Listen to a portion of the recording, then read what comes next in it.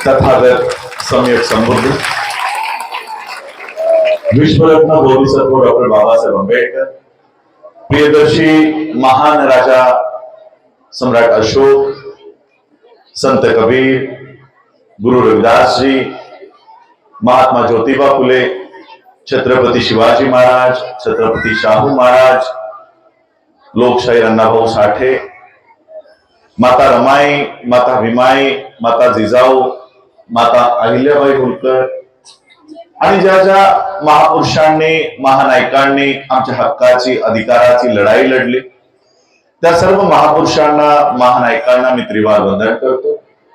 मंचावर उपस्थित वंदनीय भिक्खू संघ, मंचावर उपस्थित आजच्या कार्यक्रमाचे अध्यक्ष ऍडव्होकेट पी अंभोरेजी, या जिल्हा परिषदेचे उपाध्यक्ष चक्रधर गोटेजी, आजच्या या कार्यक्रमाचे संचालक Vinod Pattebahadurji, the Buddhist society of India अर्थात भारतीय बौद्ध महासभा या संस्थेचे महाराष्ट्र राज्य संघटक वैभव धबडगेजी, महाराष्ट्र राज्य सचिव सिद्धार्थ गायकवाडजी, या जिल्ह्याचे अध्यक्ष काशीनाथ अंभोरेजी, उपाध्यक्ष विशाल पडघनजी, सचिव संजय पडघनजी, आमचे सहकारी दिनेश खाडेजी, नयन कांबळेजी, प्रफुल्ल खिल्लारेजी, रमेश तायडेजी, गोविंद वैद्यजी, विकी डोंगरेजी, माझे सहकारी गुलाब खंदारेजी, मंचावर उपस्थित सर्वच मान्यवर आणि या ठिकाणी उपस्थित असणाऱ्या सर्व माझ्या मातांना, बंधूंना आणि भगिनींना राजरत्न आंबेडकरचा मानाचा जय भीम। आज आपण डॉक्टर बाबासाहेब आंबेडकरांच्या आणि महात्मा ज्योतिराव फुले यांच्या संयुक्त जयंती निमित्त इथे सगळे जमा झालेलो आहोत। या अनुषंगाने मी माझ्या वतीने डॉक्टर बाबासाहेब आंबेडकरांनी स्थापन केलेली संस्था दी बुद्धिस्ट सोसायटी ऑफ इंडिया भारतीय बौद्ध महासभा या संस्थेच्या वतीने, आंबेडकर कुटुंबियांच्या वतीने मी आपल्या सर्वांना महात्मा ज्योतिबा फुले यांच्या जयंतीच्या, डॉक्टर बाबासाहेब आंबेडकर यांच्या जयंतीच्या, सम्राट अशोक यांच्या जयंतीच्या, छत्रपती शिवाजी महाराज यांच्या जयंतीच्या आणि येणाऱ्या तथागत बुद्धांच्या जयंतीच्या मी तुम्हाला खूप खूप मंगल कामना, खूप खूप शुभेच्छा देतो। मला अभिमान वाटला ज्यावेळी संचालकांनी, अध्यक्षांनी त्यांच्या भाषणातून हे सांगितलं की केकत उमरा या गावचे लोक 1956 साली बाबासाहेब आंबेडकरांच्या त्या धम्मदीक्षेच्या सोहळ्यासाठी इकडून गेले होते। कदाचित तुमचे आजी आजोबा, पणजी पणजोबा त्या कार्यक्रमामध्ये सामील झाले होते आणि आज त्या केकत उमऱ्यामध्ये मला येण्याचं संधी मिळाली। त्यामुळे आज केकत उमऱ्याचं जे बाबासाहेब आंबेडकरांनी आम्हाला बौद्ध धम्माची दीक्षा दिली ते केकत उमऱ्याच्या लोकांना समजून सांगण्याचं एक मंच मला या ठिकाणी उपलब्ध करून दिला, त्याबद्दल मी आयोजकांचे आभार व्यक्त करतो। बाबासाहेब आंबेडकरांनी 1956 साली आम्हाला बौद्ध केलं। या वर्षी सध्या महाराष्ट्रात इलेक्शन सुरू आहेत, आहे ना? तुमच्या इथे इलेक्शन सुरू आहे? मला वाटतं अजून इकडच्या वोटिंग झालंय का? झालं, वोटिंग झालं। मला वाटतं काल मी भुसावळला होतो, तिथे अजून व्हायचंय। तर तुमचं या ठिकाणचं वोटिंग पार पडलं। आपण बघितलं की आमची जी काही मंडळी आहेत, नेते मंडळी आहेत, त्यांचे जे पक्ष आहेत, त्यांना हिंदूंची मतं मिळावी म्हणून आपण किती शकलं लढवतो, किती युक्त्या करतो की हिंदूंची मतं मिळाली पाहिजे। मग आपण काय करतो, हिंदूंना खुश करण्यासाठी त्यांच्या मंदिरातही जातो, बघा आम्ही तुमच्या मंदिरात येतोय, आम्हाला मतं द्या।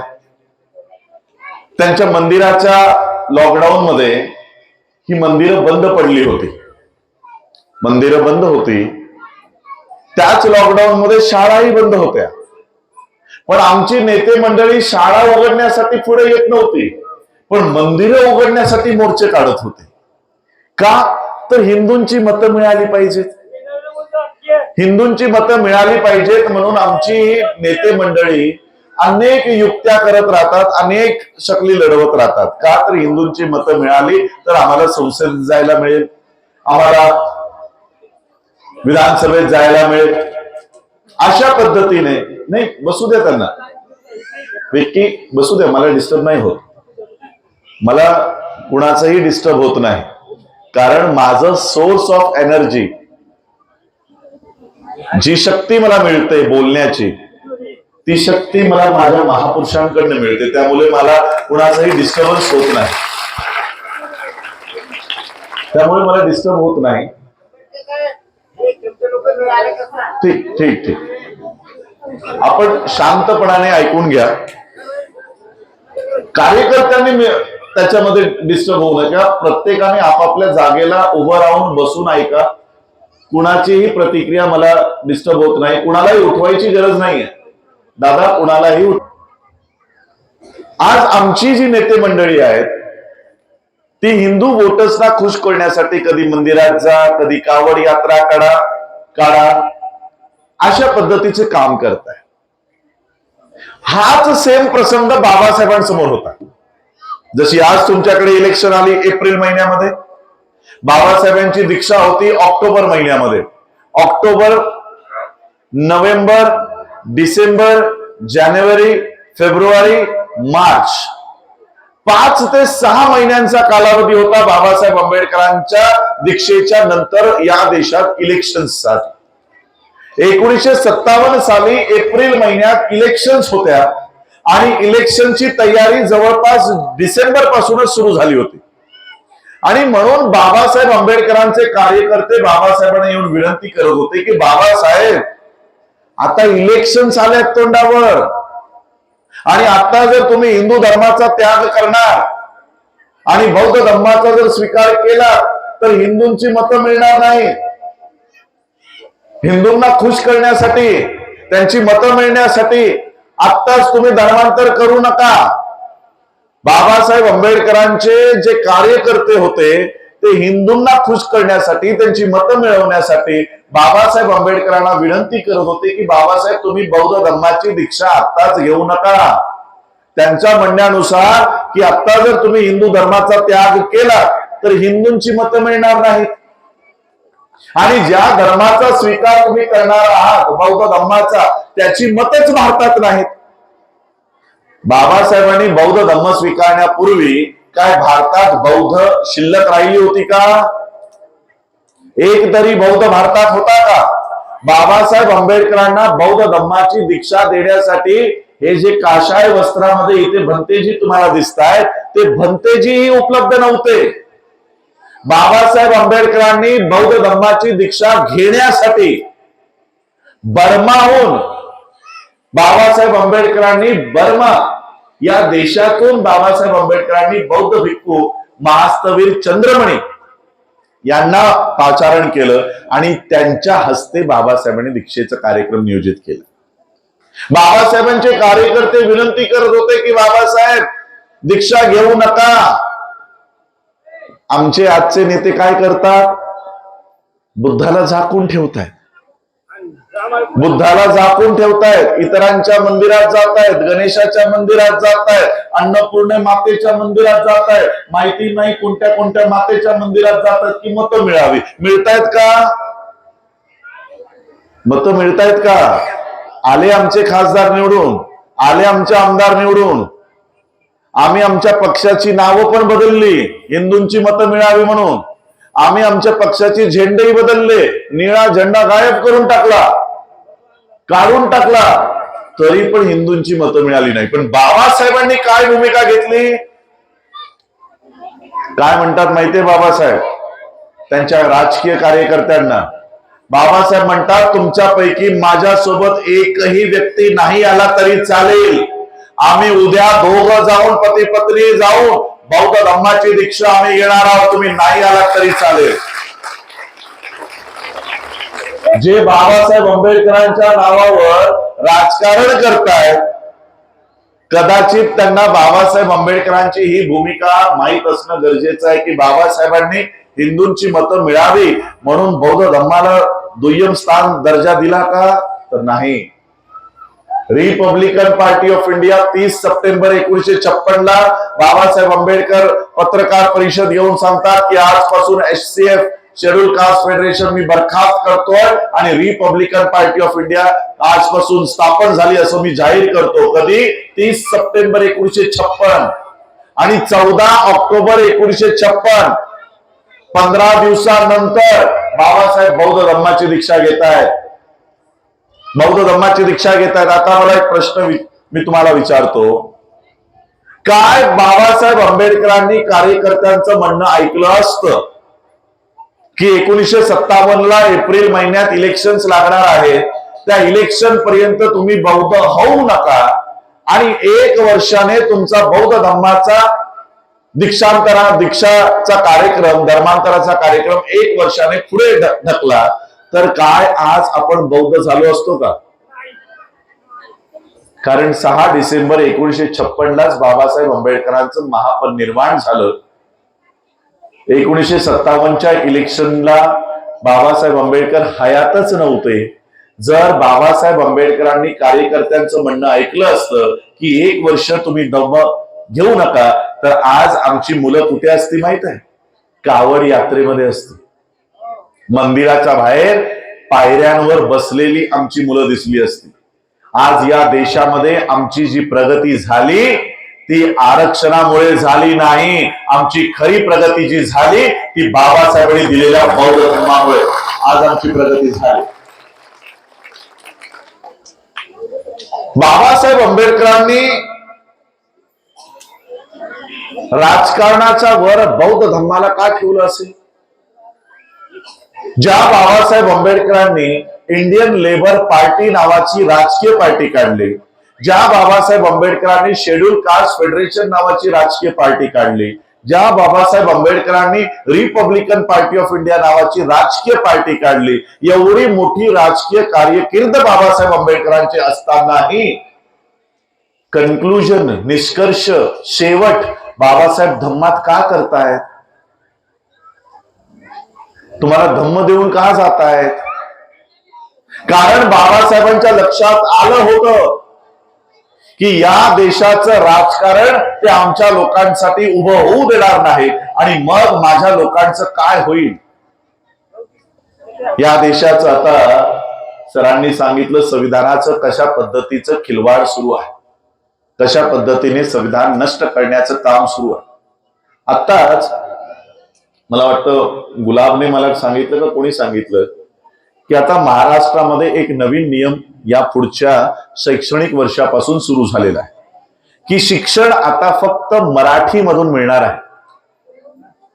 फक्त मराठी. इंग्रजी भाषेचा वापर सरकारी शिक्षण व्यवस्थेमध्ये आता तो केला जाणार नाही. आणि केवळ फक्त महाराष्ट्रासाठी नाही, हा न्यू एज्युकेशन पॉलिसीचा एक नियम आहे की प्रत्येक शिक्षणाची भाषा ही राज्याची भाषा राहील.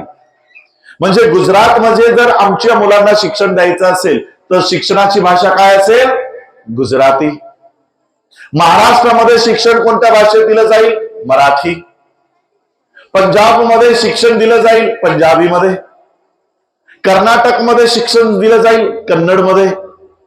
तेलंगणामध्ये शिक्षण दिलं जाईल, त्यांचे जे काही राज्याचे लँग्वेजेस आहेत, भाषा आहेत, त्या भाषेमध्ये आता या देशात शिक्षण दिलं जाईल. आणि बाबासाहेब काय सांगतायत? बौद्ध धम्माची दीक्षा देत असताना बाबासाहेब काय सांगतायत की आज मी तुम्हाला बौद्ध करतोय.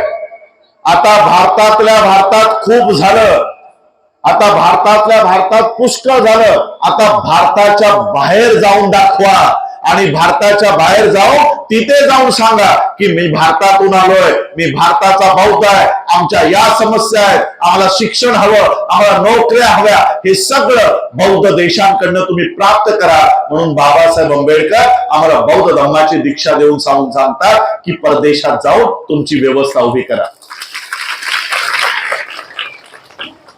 आता नरेंद्र मोदीने कायदा काय केला? शिक्षण मराठीतून. शिक्षण जर तुम्ही मराठीतूनच घेत असाल, साधं बाजूच्या राज्यात तरी तुम्हाला कोणी उभं करेल का? बाबासाहेब म्हणतायत भारताच्या बाहेर जा. यांनी तुम्हाला राज्याच्या बाहेर जाण्याच्या लायकीचं नाही ठेवलं. तुम्हाला इंग्रजी भाषा येतच नसेल तर काय तुम्ही जपानमध्ये जाऊ शकता? काय तुम्ही थायलंडला जाऊ शकता, काय तुम्ही सिंगापूरला जाऊ शकता, या महाराष्ट्राच्या बाहेरही तुम्ही जाऊ शकत नाही, नोकऱ्या मिळू शकत नाही, शिक्षण मिळू शकत नाही, अशी अवस्था येणाऱ्या 5 ते 10 वर्षात भारतामध्ये, या देशामध्ये सुरू होणार आहे. पंजाबची लोक पंजाबमध्ये अडकून राहतील, गुजरातची लोक गुजरातमध्ये अडकून राहतील, महाराष्ट्राची लोक महाराष्ट्रात अडकून राहतील, आणि बाबासाहेब सांगतायत भारत सोडा आणि भारताच्या बाहेर जा. कसं विरोधात काम केलं जातंय बघा. का देऊन गेले बाबासाहेब तुम्हाला बौद्ध धम्म? केवळ त्रिशरण पंचशील करण्यासाठी बाबासाहेब तुम्हाला धम्म देऊन गेले नाहीत. 26 नोव्हेंबर 1949 ला बाबासाहेब आंबेडकरांनी या देशाचा संविधान निर्माण केला, तो बहाल केला. या देशाच्या व्यवस्थेला बाबासाहेबांनी संविधान निर्माण करून दिला,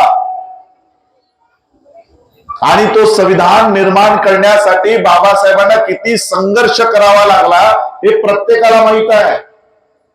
ती जी संविधान सभा गठीत झाली, 298 सदस्यांची ती संविधान सभा, आणि त्या संविधान सभेचं काम होतं की भारताचं संविधान निर्माण करण्याची जबाबदारी त्या 298 सदस्यांची होती.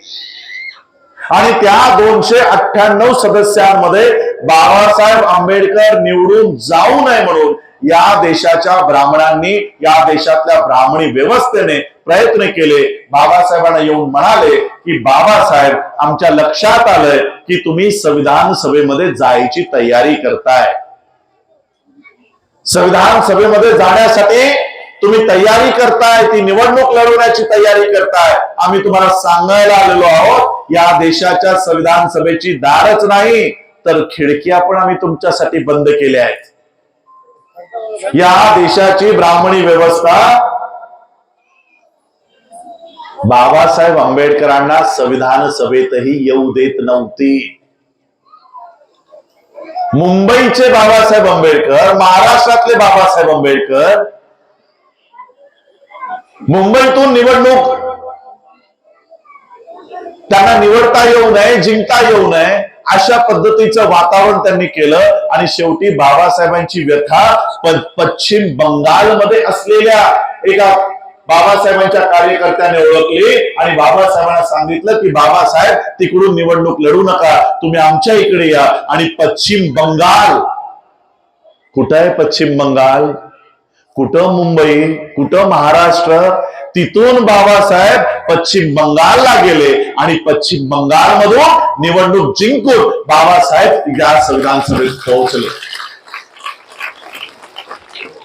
ज्या ब्राह्मणी व्यवस्थेने बाबासाहेबांना संविधान सभेत येऊ दिलं नाही, बाबासाहेब संघर्ष करून संविधान सभेत पोहोचले, संविधान सभेमध्ये अडथळे निर्माण केले, संविधान बनवण्यामध्ये अडथळे निर्माण केले. शेवटी 2 वर्ष 11 महिने 18 दिवस स्वतःची शारीरिक परिस्थिती नसतानाही बाबासाहेबांनी भारताचा नव्हे जगातला सर्वोत्कृष्ट संविधान बाबासाहेबांनी या देशाला निर्माण करून दिला. आणि हे मी बाबासाहेब आंबेडकरांचा कुटुंबीय आहे म्हणून नाही, वंशज आहे म्हणून नाही सांगत आहे, हे मी नाही सांगत आहे. या जगातला सर्वात शक्तिशाली देश म्हणून गणला जाणारा संयुक्त राष्ट्र USA, अमेरिका, त्याचा राष्ट्राध्यक्ष त्याच्या भाषणात म्हणतो, बाबासाहेबांचं संविधान वाचल्यानंतर, रेफर केल्यानंतर म्हणतो की बाबासाहेब आंबेडकरांसारखी व्यक्ती जर आमच्या देशात जन्माला आली असती तर आम्ही सूर्याचं नाव बदलून त्याला आंबेडकर केलं असतं. ही या देशाच्या संविधानाची ख्याती आहे. संपूर्ण जग या देशाच्या संविधानाचा गौरव करतंय, संपूर्ण जग. कदाचित वाशिम जिल्ह्यातल्या लोकांना ही माहिती नसेल, मागच्या वर्षी एक G20 नावाचं संघटन आहे जगातलं. 20 शक्तिशाली देश त्या संघटनेचे सदस्य आहेत, त्यात भारतही त्या संघटनेचा सदस्य आहे. त्याची बैठक या वर्षी, या टर्मला, मागच्या वर्षी भारतात होती. आणि जगातले सगळ्या देशातले प्रधानमंत्री, राष्ट्राध्यक्ष हे भारतात आले. आणि या परिषदेचं ब्रीद वाक्य होतं वन अर्थ वन फॅमिली. याचा मराठीत अर्थ होतो एक पृथ्वी आणि एक परिवार. म्हणजे अख्खी जी पृथ्वी आहे, अख्खी जी विश्व आहे, त्या विश्वामध्ये जातीवाद नसला पाहिजे, धर्मवाद नसला पाहिजे, भाषावाद नसला पाहिजे, प्रांतवाद नसला पाहिजे. आपण एक कुटुंब म्हणून या विश्वामध्ये राहू, अशा पद्धतीचं ब्रीद वाक्य या परिषदेचं होतं वन अर्थ वन फॅमिली. या परिषदेमध्ये एक चर्चा रंगली की ठीक आहे, आपण वन अर्थ वन फॅमिलीचा नारा तर देतोय, पण समजा या अख्ख्या विश्वावर, या अख्ख्या धर्तीवर जर एकच संविधान लागू करायचा असेल तर तो कोणत्या देशाचा असावा, ही चर्चा त्या ठिकाणी झाली. आणि त्या चर्चेचा अंती असा निर्णय झाला, असा तो निर्णय झाला की संपूर्ण पृथ्वीवर जर एकाच देशाचं संविधान लागू करायचं असेल तर तो भारताचा संविधान असला पाहिजे, जो अख्ख्या जगावर लागू झाला पाहिजे. अख्खं जग हे भारताचं संविधान स्वीकारायला तयार आहे, अख्खं जग. पण या देशातली लोक काय म्हणतायत, या देशातले मंत्री काय म्हणतायत, या देशातले मुख्यमंत्री काय म्हणतायत की आम्हाला या वर्षी संसदेमध्ये 400च्या वर सीटा पाहिजेत. का तर आम्हाला संविधान बदलायचं आहे. एकीकडे संपूर्ण जग भारताच्या संविधानाचा गौरव करतो आणि भारतातले नालायक लोक काय म्हणतायत, आम्हाला संविधान बदलायचं. का बदलायचं आहे, कारण काय? संविधानात 395 आर्टिकल्स आहेत, कलम आहे. काय यातला एक तरी कलम या देशातल्या राजकारण्यांना काम करण्यापासून रोखतोय? तुम्ही न्यू एज्युकेशन पॉलिसी लागू केली, तुम्ही आमचे सरकारी नोकऱ्या बंद केल्या, तुम्ही आमच्या स्कॉलरशिप बंद केल्या, तुम्ही संपूर्ण देशाची सरकारी यंत्रणा विकून टाकली. काय एक तरी आर्टिकल यांना काम करण्यापासून रोखतोय का? रोखतोय का एक तरी आर्टिकल? सगळं काम करतायत. 2 टर्म झाले, आता 3ऱ्या टर्मची स्वप्न बघतायत. मग जर तुम्हाला संविधान काम करण्यापासून रोखत नाहीये, मग तुम्हाला संविधान का हटवायचं आहे? संविधान जर तुम्हाला कसलंही काम करण्यापासून अडवत नाही, मग तुम्हाला संविधानापासून एवढा धोका काय, एवढी नफरत काय, का तुम्हाला हा संविधान हटवायचा आहे? मी तुम्हाला बाबासाहेबांच्या जीवनातला एक प्रसंग सांगतो. बाबासाहेब लहान होते, 7वी कक्षेमध्ये आले. बाबासाहेबांचे वडील सैनिक होते, मिलिटरीमध्ये होते. सैनिकांचं जीवन तुम्हा लोकांना माहित आहे. मला वाटतं तुमच्याही गावात आता सैनिकांचा आपण काही सत्कार केला. 6-6 महिने, 1-1 वर्ष सैनिकी पेशेतली लोक घरी येत नाही, देशाच्या सेवेसाठी तैनात असतात. बाबासाहेबांचे वडील मिलिटरीमध्ये सुभेदार होते, मेजर होते. 6-6 महिने, वर्षभर त्यांना घरी यायला मिळत नसायचं. वडिलांना पण वाटायचं की मला माझ्या भिवाला बघायचंय, माझ्या मुलाला बघायचंय. आणि मग वडिलांची म्हणजे रामजी बाबांची ट्रान्सफर, बदली घरापासून एक 100-150 किलोमीटर अंतरावर झाली. वडिलांना वाटलं आता मी घराच्या जरा जवळ आहे, मी तर घरी जाऊ शकत नाही, पण माझा मुलगा आता थोडा मोठा झालाय, भिवा थोडा मोठा झालाय, तो तर मला भेटायला येऊ शकतो.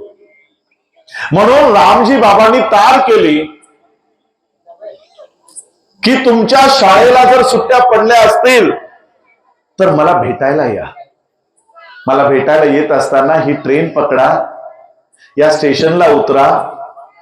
तुम्ही ज्या दिवशी येणार असाल मला पत्र पाठवून सांगा की कोणत्या तारखेला येणार आहात, मी तुम्हाला घ्यायला कोणाला तरी पाठवून देईन. ही तार बाबासाहेबांना घरी मिळाली. 7वी कक्षेमध्ये बाबासाहेब शिकत होते. बाबासाहेब, त्यांचे मोठे भाऊ आनंदराव आणि बहिणींची मुलं, या मुलांनी ठरवलं की रामजी पित्याला भेटायला जायचं. बाबासाहेबांनी तार केली की आम्ही या तारखेला निघणार आहोत. तुम्ही सांगितल्याप्रमाणे जी ट्रेन पकडायची आहे त्या ट्रेनमध्ये बसू. तुम्ही सांगितल्याप्रमाणे ज्या स्टेशनला उतरायचे त्या स्टेशनला उतरू. आम्हाला घ्यायला तुम्ही या. आता रामजी पित्याच्या कार्यालयामध्ये ही तार आली आणि ज्या व्यक्तीला ही तार मिळाली त्याने ही तार बाबासाहेबांच्या वडिलांना म्हणजे रामजी पित्याला दिलीच नाही. आता वडिलांना माहिती नाही मुलं कधी येणार आहेत. मुलांनी ठरल्याप्रमाणे ट्रेन पकडली. ज्या स्टेशनला उतरायला सांगितलं त्या स्टेशनला उतरले आणि आपल्या वडिलांची वाट बघतायत की आता आमचे वडील येतील आणि आम्हाला घेऊन जातील. ट्रेन येऊन निघून गेली. सगळी प्रवासी लोक आपापल्या दिशेने निघून गेली. ही 4 मुलं स्थानकावर स्टेशनवर आपल्या वडिलांची वाट बघतायत की आम्हाला कोणतरी घ्यायला येईल. बराच वेळ उलटून गेल्यानंतर त्या स्टेशन मास्तराला ही मुलं दिसली. तो स्टेशन मास्तर त्याचं कॅबिन सोडून त्या मुलांजवळ आला. मुलांना बघितलं. चांगली शुभ्र कपडे घातलेले आहेत, स्वच्छ कपडे घातलेले आहेत. कदाचित ब्राह्मणांची मुलं असावीत, सवर्णांची मुलं असावीत. तो स्टेशन मास्तर मुलांजवळ आला आणि त्यांना विचारलं, काय रे, तुम्हा लोकांना घ्यायला कोणी आलं नाही? बाबासाहेबांनी सांगितलं, आमचे वडील इथे सुभेदार आहेत, मेजर आहेत. आम्हाला त्यांच्या कार्यालयात जायचंय, त्यांच्या इकडे जायचंय. कदाचित आमची तार त्यांना मिळाली नसावी म्हणून आम्हाला घ्यायला कोणी आलं नाही. आम्हाला या पत्त्यावर जायचंय, आम्हाला सोडायची व्यवस्था करा. त्या स्टेशन मास्तरला वाटलं मोठ्या अधिकाऱ्याची मुलं आहेत. त्या स्टेशन मास्तरने स्टेशन बाहेर उभा असलेल्या टांगा त्या टांगेवाल्याला बोलावलं आणि सांगितलं, बघ रे, ही मोठ्या अधिकाऱ्याची मुलं आहेत. या मुलांना या पत्त्यावर सोडून ये. त्या टांगेवाल्यांनी त्या सगळ्या 4 मुलांना टांग्यामध्ये बैलगाडीमध्ये बसायचं आमंत्रण दिलं, बसायला सांगितलं. ती मुलं पटापटा जाऊन त्या बैलगाडीत बसले आणि मग ती बैलगाडी बाबासाहेब आंबेडकरांच्या कार्यालयाच्या दिशेने निघाली. आणि मग वाटेमध्ये हा बैलगाडीवाला टांगेवाला मुलांशी गप्पा मारू लागला. काय रे, कोणत्या गावातून आलात? वडील काय काम करतात? तुमची नावं काय? तुमची जात कोणती? आणि जसंही जातीबद्दल त्या बैलगाडीवाल्याच्या लक्षात आलं, त्याने गाडी थांबवली आणि सगळ्या मुलांना शिव्या घालून त्यांना खाली उतरवलं. तुमच्या कपड्यावरनं मला वाटलं की तुम्ही सवर्णांची मुलं आहात, तुम्ही अस्पृश्य आहात. माझ्या गाडीमध्ये बसल्यामुळे माझी गाडी तुम्ही बाठवली.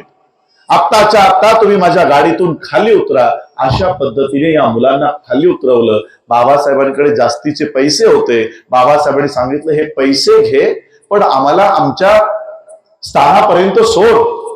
त्या जास्त पैशाच्या लालसेपोटी गाडीवाला म्हणाला की ठीक आहे, पण तुम्ही अस्पृश्य आहात आणि म्हणून माझ्या बरोबरीने माझ्या गाडीमध्ये तुम्ही बसू शकत नाही. माझ्या गाडीच्या मागे चालत चालत या. आणि मग हा प्रवास पुन्हा सुरू झाला. बैलगाडी पुढे पुढे चालत होती आणि ही 4 मुलं बैलगाडीच्या मागे मागे मागे मागे चालत चालले. 2-4 किलोमीटर चालल्यानंतर बाबासाहेबांना तहान लागली. बाबासाहेबांनी गाडीत बघितलं की पाणी आहे. त्या गाडीवाल्याला सांगितलं की तुमच्या जवळचं पाणी मला थोडंसं द्या, मला खूप तहान लागली आहे. गाडीवाला म्हणाला की तुम्ही अस्पृश्य आहात म्हणून मी माझ्या जवळचं पाणी तुम्हाला देऊ शकत नाही. पण त्यालाही दया आली होती, करुणा आली होती. तो म्हणाला, पुढे जर एखादी नदी आली, नाला आला तर मी गाडी थांबवीन, तुम्ही जाऊन पाणी पिऊन घ्या. अजून 1 किलोमीटर चालल्यानंतर त्या गाडीवाल्याला काहीतरी पाणी दिसलं. त्याने गाडी थांबवली आणि मुलांना सांगितलं, ते बघा तिकडे पाणी दिसतंय, जा जाऊन पिऊन या. ही मुलं पळत पळत तिकडे पोहोचली. जवळ जाऊन बघतायत तर काय, तिथे तर नुसता चिखल आहे, पाणी नाही. तहान लागली, करणार काय? बाबासाहेबांनी तो चिखल हटवला, ती माती हटवली आणि त्यातनं जे काळं घाणेरडं पाणी वर आलं तेच पाणी त्यांनी वाकून पिलं, सगळे कपडे खराब झाले, चेहरा खराब झाला. अशा पद्धतीने ही मुलांनी पाणी पिलं आणि पुन्हा 1 किलोमीटर चालून मग ते आपल्या वडिलांकडे पोहोचले. वडिलांनी लांबूनच बघितलं, ही तर माझी मुलं आहेत. वडिलांच्या लक्षात आलं की माझ्या मुलांसोबत काय झालं आहे. वाटेमध्ये त्यांच्यासोबत काय प्रसंग घडला असेल हे रामजी पित्याला लक्षात आलं. बाबासाहेबांनी जसंही रामजी पित्याला बघितलं, ते परत आपल्या वडिलांकडे गेले, त्यांना मिठी मारली आणि रडत रडत बाबासाहेबांनी रामजी पित्याला प्रश्न केला की बाबा, मला बैलगाडीत बसण्याचा अधिकार का नाही? मला पाणी पिण्याचा अधिकार का नाही? बाबासाहेबांच्या लहानग्या त्या भिवाच्या या प्रश्नाचं उत्तर रामजी बाबांकडे नव्हतं. रामजी बाबाने बाबासाहेबांना शांत केलं आणि शांत करून बाबासाहेबांना म्हणाले की रडणं बंद करा, रडणं बंद करा. हीच परिस्थिती तुम्हाला बदलायची आहे, हीच परिस्थिती बदलायची आहे. आणि रामजी बाबांनी बाबासाहेबांना असं तयार केलं की ज्या लहानग्या भिवाला चिखलाचं पाणी पिण्यासाठी मनुस्मृतीच्या कायद्यानं मजबूर केलं होतं, ज्या लहानग्या भिवाला मनुस्मृतीच्या कायद्यानं बैलगाडीतून उतरून लावलं होतं, त्याच बाबासाहेब आंबेडकरांनी या देशाचं संविधान निर्माण केलं आणि अशी व्यवस्था निर्माण केली. बॉटल आहे ती द्या जरा मला. अशी व्यवस्था निर्माण केली की ज्या बाबासाहेब आंबेडकरांना चिखलाचं पाणी पिण्यासाठी या मनूच्या कायद्यानं विवश केलं होतं, त्या बाबासाहेबांनी असा कायदा तयार केला की आज आम्ही बिस्लरीचं पाणी पितोय. बिस्लरीचं पाणी पितोय. ज्या मनूच्या कायद्यानं बाबासाहेब आंबेडकरांना बैलगाडीत बसण्याचा अधिकार दिला नाही, त्याच बाबासाहेबांनी असा कायदा तयार केला की आज आमची लोक बैलगाडीमध्ये नाही, मर्सडीज मध्ये, हेलिकॉप्टर मध्ये, एरोप्लेन मध्ये बसायचं काम करतात. यांना संविधान का हटवायचं आहे? त्यांना संविधान यासाठी हटवायचं आहे की बाबासाहेबांमुळे जी तुमची व्यवस्था निर्माण झाली त्यांना ती बघवत नाही. या मनूच्या पिल्लावळांना बाबासाहेबांनी दिलेला संविधान का हटवायचा आहे? तर या 75 वर्षात जी लोक बैलगाडीत बसत नव्हती ती आज हेलिकॉप्टर मध्ये बसू लागलीत, एरोप्लेन मध्ये बसू लागलेत. आणि म्हणून या मनूच्या नाजाईज अवलादींना या देशाचं संविधान हटवायचं, दुसरं काही कारण नाही. पण लक्षात घ्या, बाबासाहेबांनी आम्हाला बौद्ध करण्यापूर्वी आम्हाला आमची ओळख सांगितली. नागपूरला गेला होतात ना? नागपूर का निवडलं? बाबासाहेब आंबेडकरांनी बौद्ध धम्माची दीक्षा घेण्यासाठी नागपूरच का निवडलं? मुंबईत घेऊ शकले असते. सगळे कार्यकर्ते बाबासाहेबांना विनंती करत होते की बाबासाहेब दीक्षा मुंबईत होऊ द्या, नागपूरला नंतर घेऊ. बाबासाहेब म्हणाले मुंबईत नंतर घेऊ, आधी नागपूरला घेऊ. का? कारण बाबासाहेबांना तुम्हाला तुमची ओळख दाखवायची होती की तुम्ही कोण आहात. आता आपण जातीमध्ये काय लिहितो? नाही, बौद्ध तर धर्म आहे, जात नाहीये. महार लिहिता, ओळख महार सांगताय. आमची बरीच मुलं इंस्टाग्रामवर आता व्हिडिओ बनवत आहे, प्राऊड टू बी महार, नाव फलाना फलाना, जात महार, धर्म बौद्ध, अशी लिहित आहेत. बौद्ध धम्मात एकतर एकही जात येत नाही, दुसरी तुम्ही लोक महार नाही. हे मी नाही सांगत आहे. उद्या माझं हे भाषण युट्यूबला अपलोड होईल, अख्खे जगातली लोक बघतील, महाराष्ट्रातली महारही बघतील. म्हणून मी त्या महारांना सांगतोय की तुमची ओळख बाबासाहेबांनी तुम्हाला सांगून गेलेले आहे. गुगलवर आमची शिकलेली पण मुलं इथे दिसत आहेत. गुगल करा, आणि बाबासाहेब आंबेडकरांनी लिहिलेला एक एसे आहे, हु वेअर महार्स. मराठीत याचं रूपांतर, ट्रान्सलेशन केलेलं आहे, अनुवाद केलेला आहे, महार पूर्वी कोण होते. बाबासाहेब पहिल्याच पानामध्ये लिहितात की महार हा शब्द अलीकडचा आहे, आत्ताचा आहे, आत्ताचा शब्द आहे. आत्ताचं सरकार कोणतं? आता जे आपण ऐकतो रोज टीव्हीतनं, पेपरमधनं, कोणतं सरकार? नाही, जे नाव वापरलं जातं, मोदी सरकार. मग मोदी सरकारचं आधीचं नाव काय होतं? काय म्हणायचो आपण? काय म्हणायचो? कोणतं सरकार? भारत सरकार. भारत सरकारचं मोदी सरकार झालं. म्हणजे मोदी सरकार हल्लीचं नाव आहे, आधीचं नाव भारत सरकार होतं. तसं महार तुमचं हल्लीचं नाव आहे. मग आधीचं नाव काय आहे? यासाठी बाबासाहेब आंबेडकरांनी संपूर्ण एसे लिहिलेला आहे, संपूर्ण निबंध लिहिलेला आहे की महार पूर्वी कोण होते. आणि बाबासाहेब म्हणतात की महार हा हल्लीचा वापरण्यात आलेला शब्द आहे आणि हा दोन शब्दांनी बनलेला एक शब्द आहे, महाआरी. बाबासाहेब म्हणतात महार शब्द श्रुतींमध्ये कुठेही नाही, वेदांमध्ये कुठेही नाही, कोणत्याही स्मृतींमध्ये नाही, मनुस्मृतीमध्ये महार शब्दाचा उल्लेख सापडत नाही. मग आम्ही पूर्वी होतो कोण? जर महार शब्दाचा इतिहासात कुठेही उल्लेख नाही, मग आमची ओळख पूर्वी काय होती? आम्ही पूर्वी कोण होतो? बाबासाहेब म्हणतात महार हा दोन शब्दांनी बनलेला शब्द आहे, महाआरी. आरी या शब्दाचा अर्थ होतो दुश्मन, महा म्हणजे सर्वात मोठा आहे ना. महार शब्दाचा अर्थ आहे सर्वात मोठा दुश्मन. मग हा सर्वात मोठा दुश्मन, सर्वात मोठा वैरी महाआरी हा कुणाचा आहे? हा सगळ्यात मोठा वैरी कुणाचा आहे? बाबासाहेब म्हणतात तथागत बुद्ध ज्यावेळेस असे ध्यानस्थ बसायचे, त्यावेळेस ब्राह्मण त्यांची हत्या करण्यासाठी टपून बसलेले असायचे. की तथागत बुद्ध ध्यानस्थ बसले, त्यांनी डोळे मिटले की आम्ही त्यांची हत्या करू.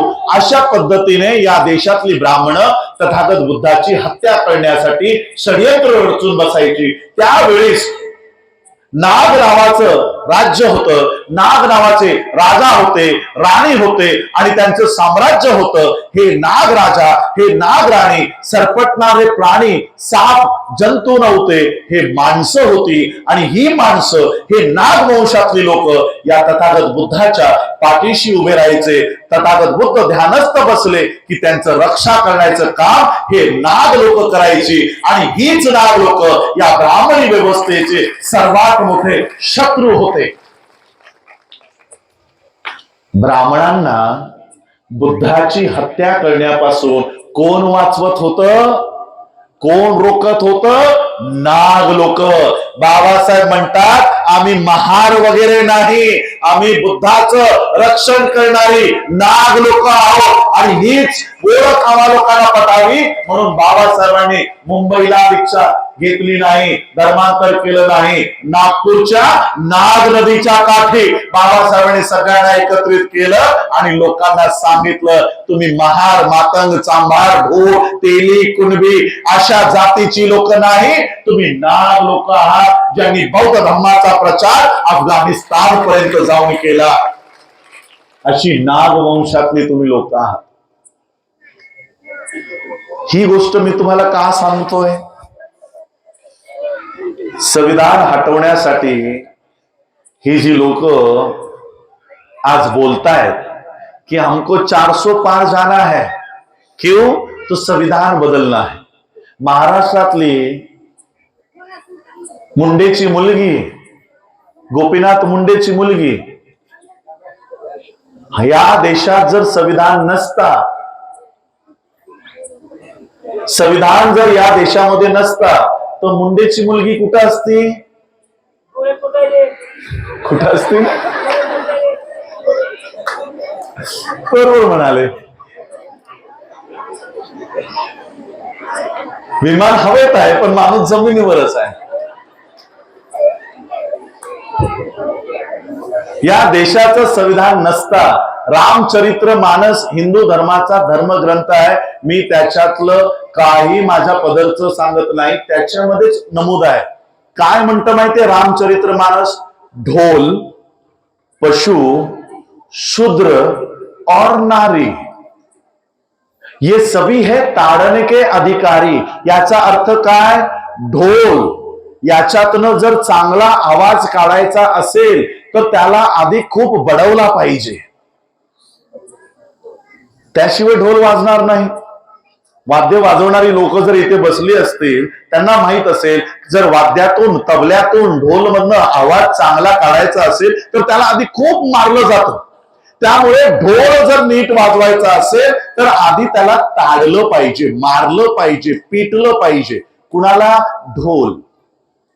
पशु, घोडा असेल, बैल असेल, याला जर वळण लावायचं असेल तर याला चापकानं फोडलं पाहिजे, तोपर्यंत तो वळण त्याला लागणार नाही. ढोल, पशु आणि शूद्र कोण? शूद्र कोण? बिलकुल नाही, तुम्ही लोक नाही. शूद्र म्हणजे या देशातले मराठे, या देशातला ओबीसी, ही शूद्र आहे. ओबीसी, हिंदू जे ओबीसी स्वतःला हिंदू म्हणून घेतात ती शूद्र. तुम्ही अतिशूद्र. ह्या 4 वर्ण व्यवस्थेत नागवंशातल्या लोकांनी सांगितलं आम्ही तुमची ही 4 वर्ण व्यवस्था, चातुर्वर्ण व्यवस्था आम्ही मान्य करत नाही. आम्ही शूद्र म्हणून स्वतःला घ्यायला तयार नाही. आम्ही नागवंशातली लोक आहोत. ब्राह्मणांनी सांगितलं जर तुम्ही आमच्या या चातुर्वर्ण्यात येत नसाल तर तुम्हाला गावाच्या बाहेर काढू, तुम्हाला स्पर्श करणार नाही, तुम्हाला पाणी पिऊ देणार नाही, तुम्हाला शिक्षण घेऊ देणार नाही. त्या नागवंशातल्या लोकांनी काय ठरवलं की आम्ही गावाच्या बाहेर राहायला तयार आहोत, आम्ही शूद्र होणार नाही. हे नागवंशातल्या लोकांनी ठरवलं. ते अस्पृश्य होणं पसंत केलं पण त्यांनी शूद्रत्व स्वीकारलं नाही. त्यांनी अस्पृश्य होणं पसंत केलं. ठीक आहे, आम्ही तुमच्या गावात येणार नाही, तुम्ही आमच्या गावात येऊ नका, आम्हाला तुमच्याशी कसलाही संपर्क ठेवायचा नाही. ते गावाच्या बाहेर राहिले पण शूद्रत्व त्यांनी पत्करलं नाही. ओबीसी, मराठा, हिंदू यांनी शूद्रत्व पत्करलं आणि त्या चातुर्वर्ण्याच्या 4थ्या वर्णात गेले. 5वा वर्ण आमचा झाला आणि 6वा वर्ण महिलांचा झाला. म्हणून चातुर्वर्ण काय सांगतो? रामचरित्र मानस काय सांगतो? ढोल, पशु, शूद्र और नारी. नारी म्हणजे तुम्ही आणि तुमच्या सोबत गोपीनाथ मुंडेची मुलगी. काय नाव तिचं? मला नाव पंकजा मुंडे. या देशामध्ये जर संविधान नसतं तर पंकजा मुंडेला चापकानं फोडायची आदेश रामचरित्र मानसानं देऊन ठेवलेला आहे. मला वाटतं कमीत कमी पंकजा मुंडेसाठी तरी भारतातलं संविधान निष्क्रिय करावं, काढून टाकावं आणि पंकजा मुंडेला चापकानं फोडणारी व्यवस्था तिच्यासाठी द्यावी. फक्त पंकजा मुंडेसाठी. कारण तिला पाहिजे की आम्हाला संसदेत जायचंय, भारताचं संविधान बदलायचं. कमीत कमी मी नरेंद्र मोदीला सांगेन किंवा येणारा जो कोणी प्रधानमंत्री असेल त्याला सांगेन हिच्यासाठी भारतीय संविधान लागू होऊ नये, हिच्यासाठी भारतीय संविधान लागू होऊ नये. रामचरित्र मानसानुसारच तिची वागणूक करावी. काय वागणूक देत होते? रामचरित्र मानस आणि संविधान या दोघांचं अनालिसिस सांगतो. काय वागणूक मिळते महिलेला? महाभारत ऐकलंय, वाचलंय, बघितलंय टीव्हीवर?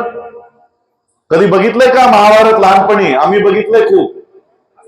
त्या महाभारतामध्ये द्रौपदी नावाचं पात्र होतं, माहितीये तुम्हाला?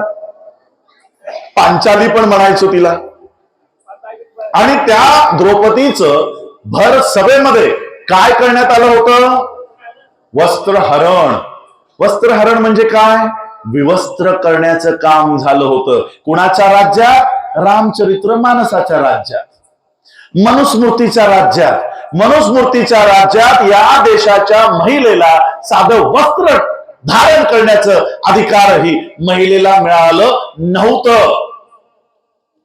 या देशामध्ये मनूच्या कायद्यामध्ये द्रौपदीला भर सभेमध्ये विवस्त्र करण्यात आलं होतं. तेच डॉक्टर बाबासाहेब आंबेडकरांच्या संविधानाच्या राज्यात त्याच द्रौपदीला राष्ट्रपती बनवण्यात आलं.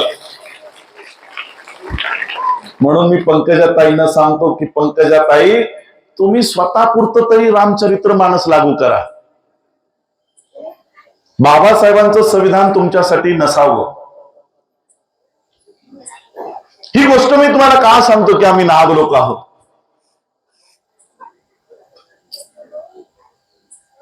भीमा कोरेगावचा स्तंभ बघितलाय कधी? त्याला जवळून बघितलाय का? मागच्या बाजूने त्याच्यावर काही नावं आहेत. ही नावं मी प्रत्येकाची नावं वाचलेली आहे. कुणाच्याही नावापुढे महार शब्द नाही आहे. कुणाच्याही नावापुढे नाही आहे. काय शब्द आहे? सिद्ध नाग, राम नाग. जर आम्ही महार असतो तर महार लिहिलं नसतं का? सिद्ध महार, राम महार. 1818चं युद्ध महारांचं युद्ध नाही. 1818चं युद्ध हे नाग लोकांनी लढलेलं युद्ध आहे. आमच्या पूर्वजांनी लढलेलं युद्ध आहे. आणि म्हणून मी या देशामध्ये नरेंद्र मोदींना सांगू इच्छितो, पंकजा मुंडेला सांगू इच्छितो, आनंद हेगडेलाही सांगू इच्छितो की तुम्ही संविधान हटवण्याच्या बाता करताय. संविधान हटवण्याच्या बाता करताय की आम्ही सत्तेत आलो तर संविधान हटवून टाकू. जो संविधान आम्हाला सगळे अधिकार देतो ते अधिकार काढण्याचं षडयंत्र तुम्ही या देशाच्या इलेक्शनच्या माध्यमातून जर रचत असाल तर आम्ही तुम्हाला आठवण देऊ इच्छितो की आम्ही साधे सुधे लोक नाही. सम्राट अशोकाचे, सिद्ध नागाचे, या नाग लोकांचे आम्ही वंशज आहोत. सम्राट अशोकानं आपली तलवार म्यान केली, तलवार त्या म्यानीत ठेवली. याचा अर्थ आम्ही तलवार वापरायचं विसरलेलो नाही.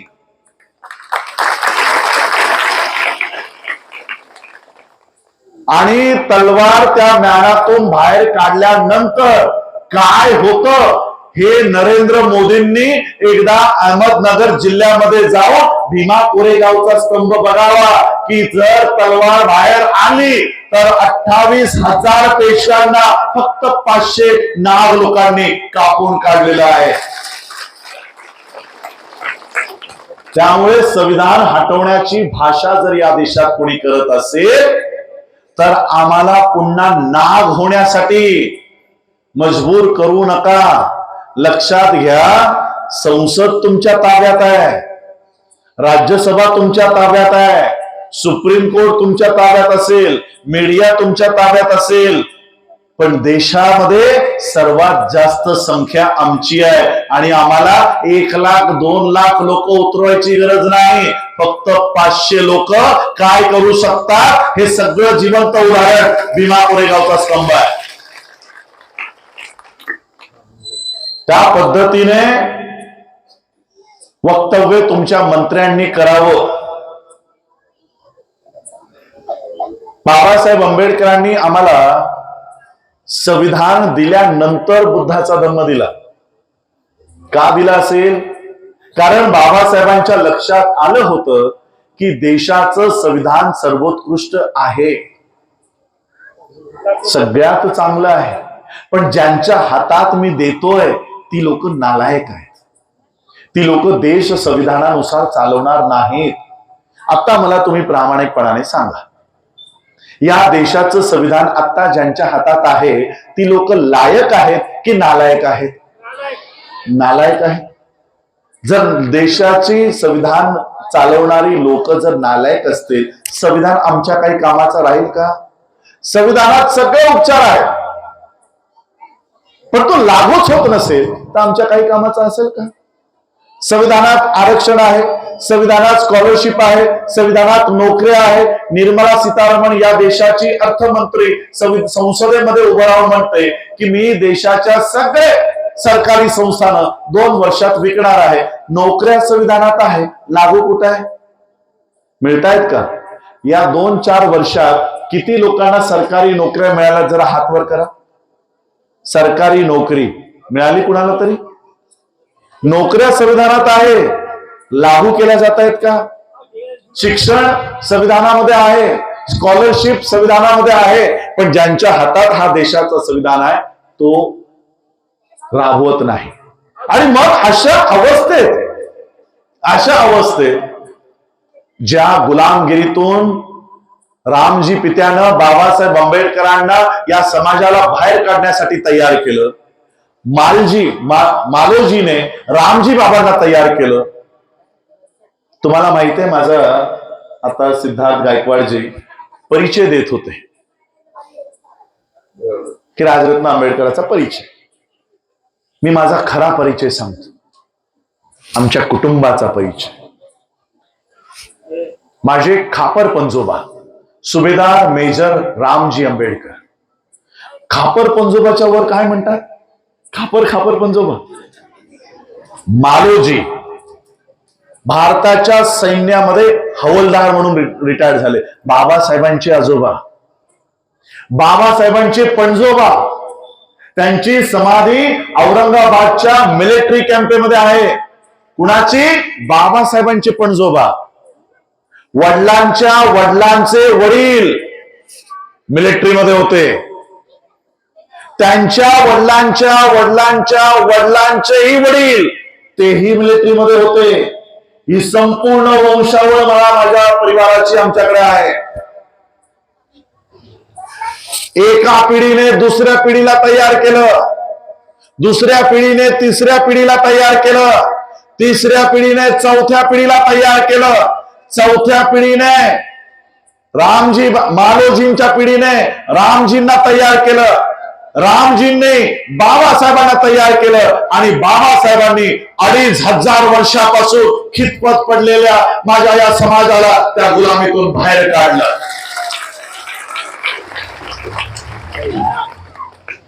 या देशाचा हा एक परिवार आहे ज्याचं आत्ता नाव आंबेडकर झालं. या परिवाराच्या पिढ्यानपिढ्यांनी या समाजाला, आमच्या लोकांना त्या गुलामगिरीतून बाहेर काढण्यासाठी एक एक पिढीला तयार केलं. बाबासाहेब आंबेडकरांचं महापरिनिर्वाण होण्यापूर्वी त्यांचं जीवनातलं दुःख काय होतं माहिती आहे? काय दुःख होतं माहितीये बाबासाहेबांचं? त्यांचा मृत्यू होण्यापूर्वी बाबासाहेबांचं दुःख काय होतं? 18 मार्च 1956 ला बाबासाहेबांनी ते दुःख भर सभेतून जाहीर केलं. ढसाढसा रडले. काय दुःख होतं माहितीये? मालोजींनी रामजींना तयार केलं, रामजींनी बाबासाहेबांना तयार केलं. बाबासाहेबांचं दुःख होतं की मी लांब लांब पर्यंत बघतो, नजर टाकतो, पण माझी मुवमेंट, माझी चळवळ पुढे नेण्यासाठी मला कुणीही दिसत नाही, कुणीही दिसत नाही. बाबासाहेबांच्या परिवारात उरलं कोण? एक मुलगा आणि एक पुतण्या, दोघच उरले. त्यांचंही शिक्षण पूर्ण नाही झालं. बाबासाहेब घराच्या बाहेरच. रमाई लवकर गेल्या, लक्ष्मीबाई एकट्याच राहिल्या. 2 मुलांचं शिक्षण पूर्ण झालं नाही.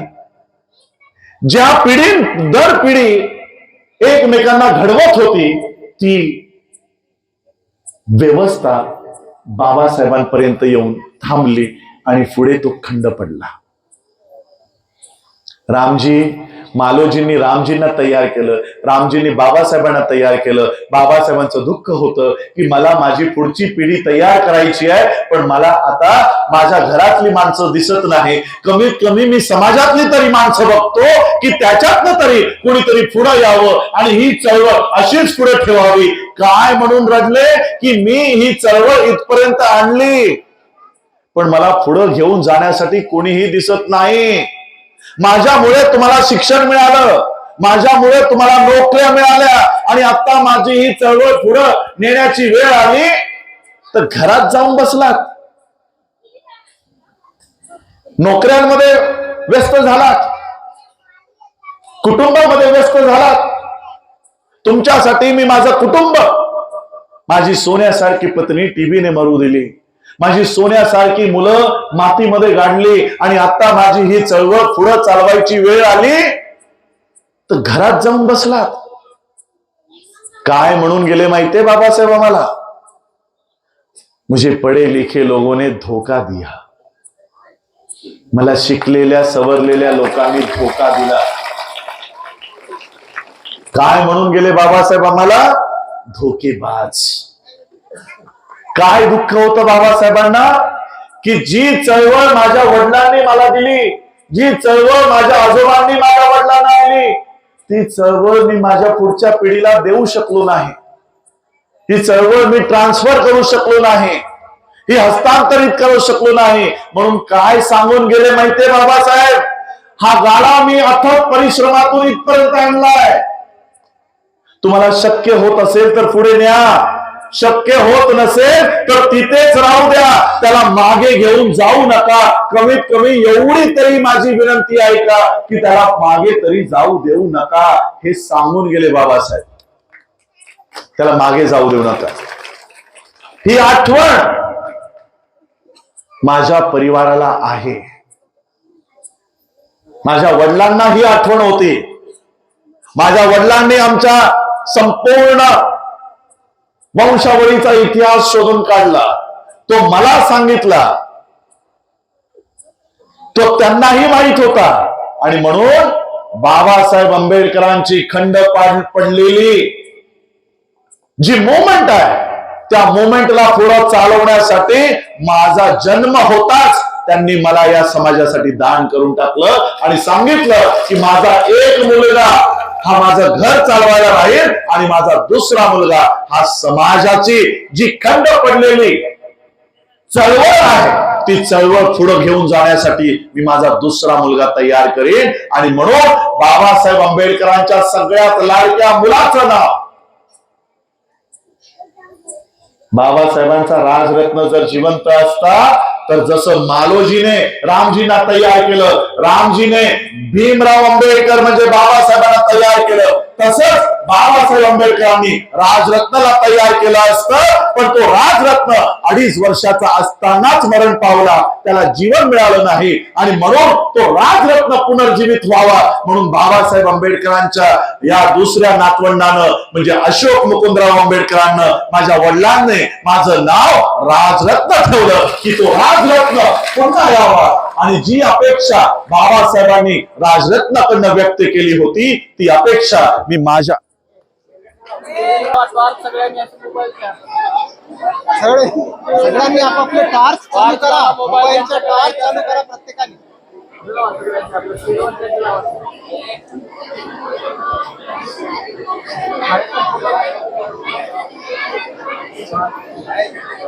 काय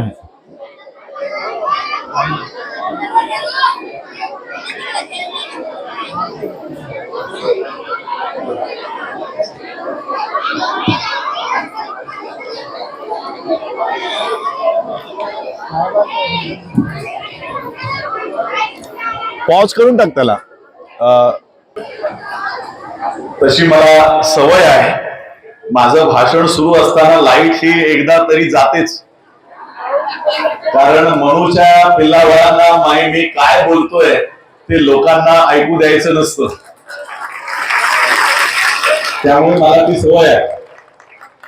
मी सांगत होतो की माझ्या वडिलांनी माझं नाव राजरत्न ठेवलं, आणि जी पिढ्यानपिढ्या चालत आलेली परंपरा आहे, जी बाबासाहेबांनंतर कुठेतरी खंड पडली, जी अपेक्षा बाबासाहेबांनी त्यांच्या मुलाकडनं व्यक्त केली, पुतण्याकडनं व्यक्त केली, ती पूर्ण होऊ शकली नाही. आणि म्हणून ती खंड पडलेली जी चळवळ आहे ती माझ्या वडिलांनी राजरत्न नाव मला दिलं. तुम्ही लोक जरी मला बाबासाहेब आंबेडकरांचा पंतू म्हणून इथे बघत असाल, विचार करत असाल, ऐकत असाल, तरी मी स्वतःला बाबासाहेबांचा पंतू मानत नाही. मी आधी बाबासाहेबांचा लेकरू राजरत्न आहे आणि नात्यानं मग मी बाबासाहेबांचा पंतू आहे.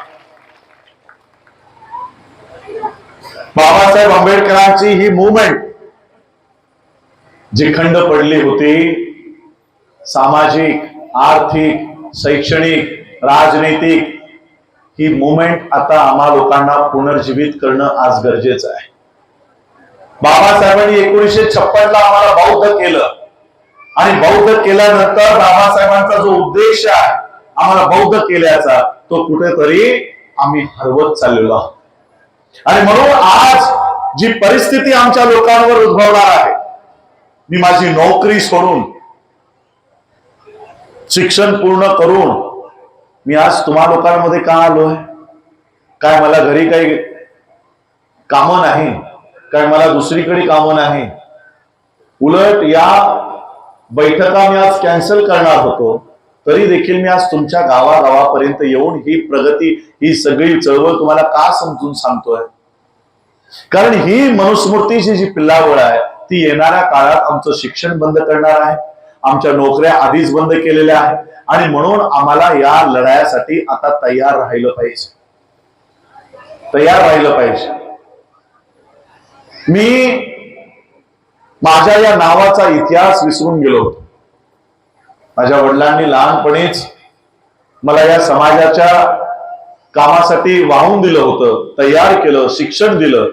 आणि शिक्षणाच्या ओघात, मित्रांच्या ओघात, जीवनाच्या ओघात मग माझेही स्वप्न रंगू लागले की मला परदेशात जायचंय, तिथं जाऊन स्थायिक व्हायचंय, मोठा ऑफिसर व्हायचंय, मोठा बँकर व्हायचंय.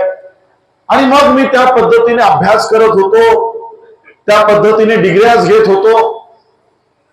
माझ्या वडिलांना वाटलं की ज्या उद्देशाने मी याचं नाव राजरत्न ठेवलं, तो उद्देश काही पूर्ण होताना आता दिसत नाही. बाबासाहेबांना जो राजरत्न अपेक्षित होता तो मला माझ्या मुलाकडनं आता होताना दिसत नाही. म्हणून त्यांनी एक युक्ती केली. माझं ग्रॅज्युएशन झालं फर्स्ट क्लास मध्ये, बीकॉम डिग्री फर्स्ट क्लास मध्ये मी पास झालो.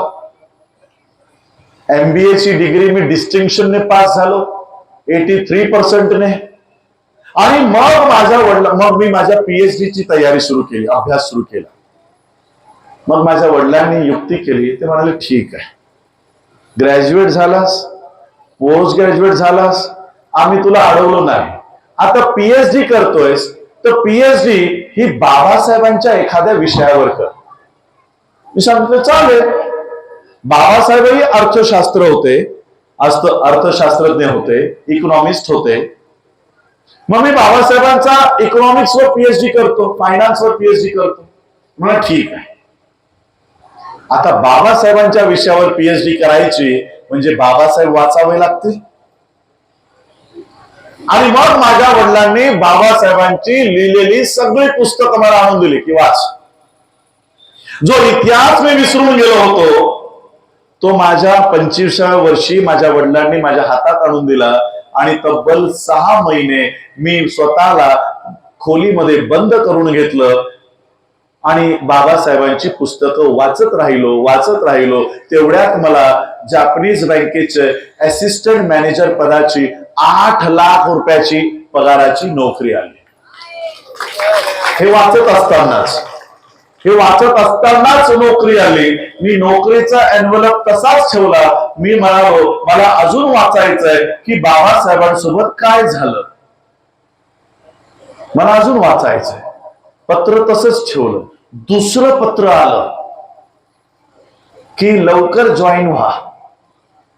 मी तेही पत्र तसंच ठेवलं. मी अजून वाचत गेलो की बाबासाहेबांसोबत काय झालं, लहानपणी काय झालं, मोठं असताना काय झालं, लंडनमध्ये गांधीने कसं बाबासाहेबांसोबत षड्यंत्र केलं, उपोषण केलं, अधिकार बाबासाहेबांचे काढून घेतले, बैलगाडीतून कसं उतरून लावलं, कसं बाबासाहेबांना या शेड्यूल कास्ट फेडरेशन मधनं हारून लावलं, रिपब्लिकन पार्टी मधनं कसं बाबासाहेबांना हारून लावलं, हे सगळं वाचत असताना मला राजरत्न सापडला. बाबासाहेबांचा राजरत्न, जे नाव माझ्या वडिलांनी मला ठेवलं होतं, मी त्याचा इतिहास विसरून गेलो होतो. मी माझ्या वडिलांना नंतर कॉलेजमध्ये भांडायला लागलो, काय माझं नाव हे जुनं पुराण ठेवलं, राजरत्न. किती जुनं पुराण नाव आहे, चांगलं मॉडर्न ठेवायचं होतं. माझे वडील म्हणायचे, अरे तुझं नाव बाबासाहेबांच्या मुलाच्या आठवणीवर ठेवलं, तुला कशाला ठेवलं. मी माझ्या आयुष्यात या नावाचा कधी वापर केला नाही.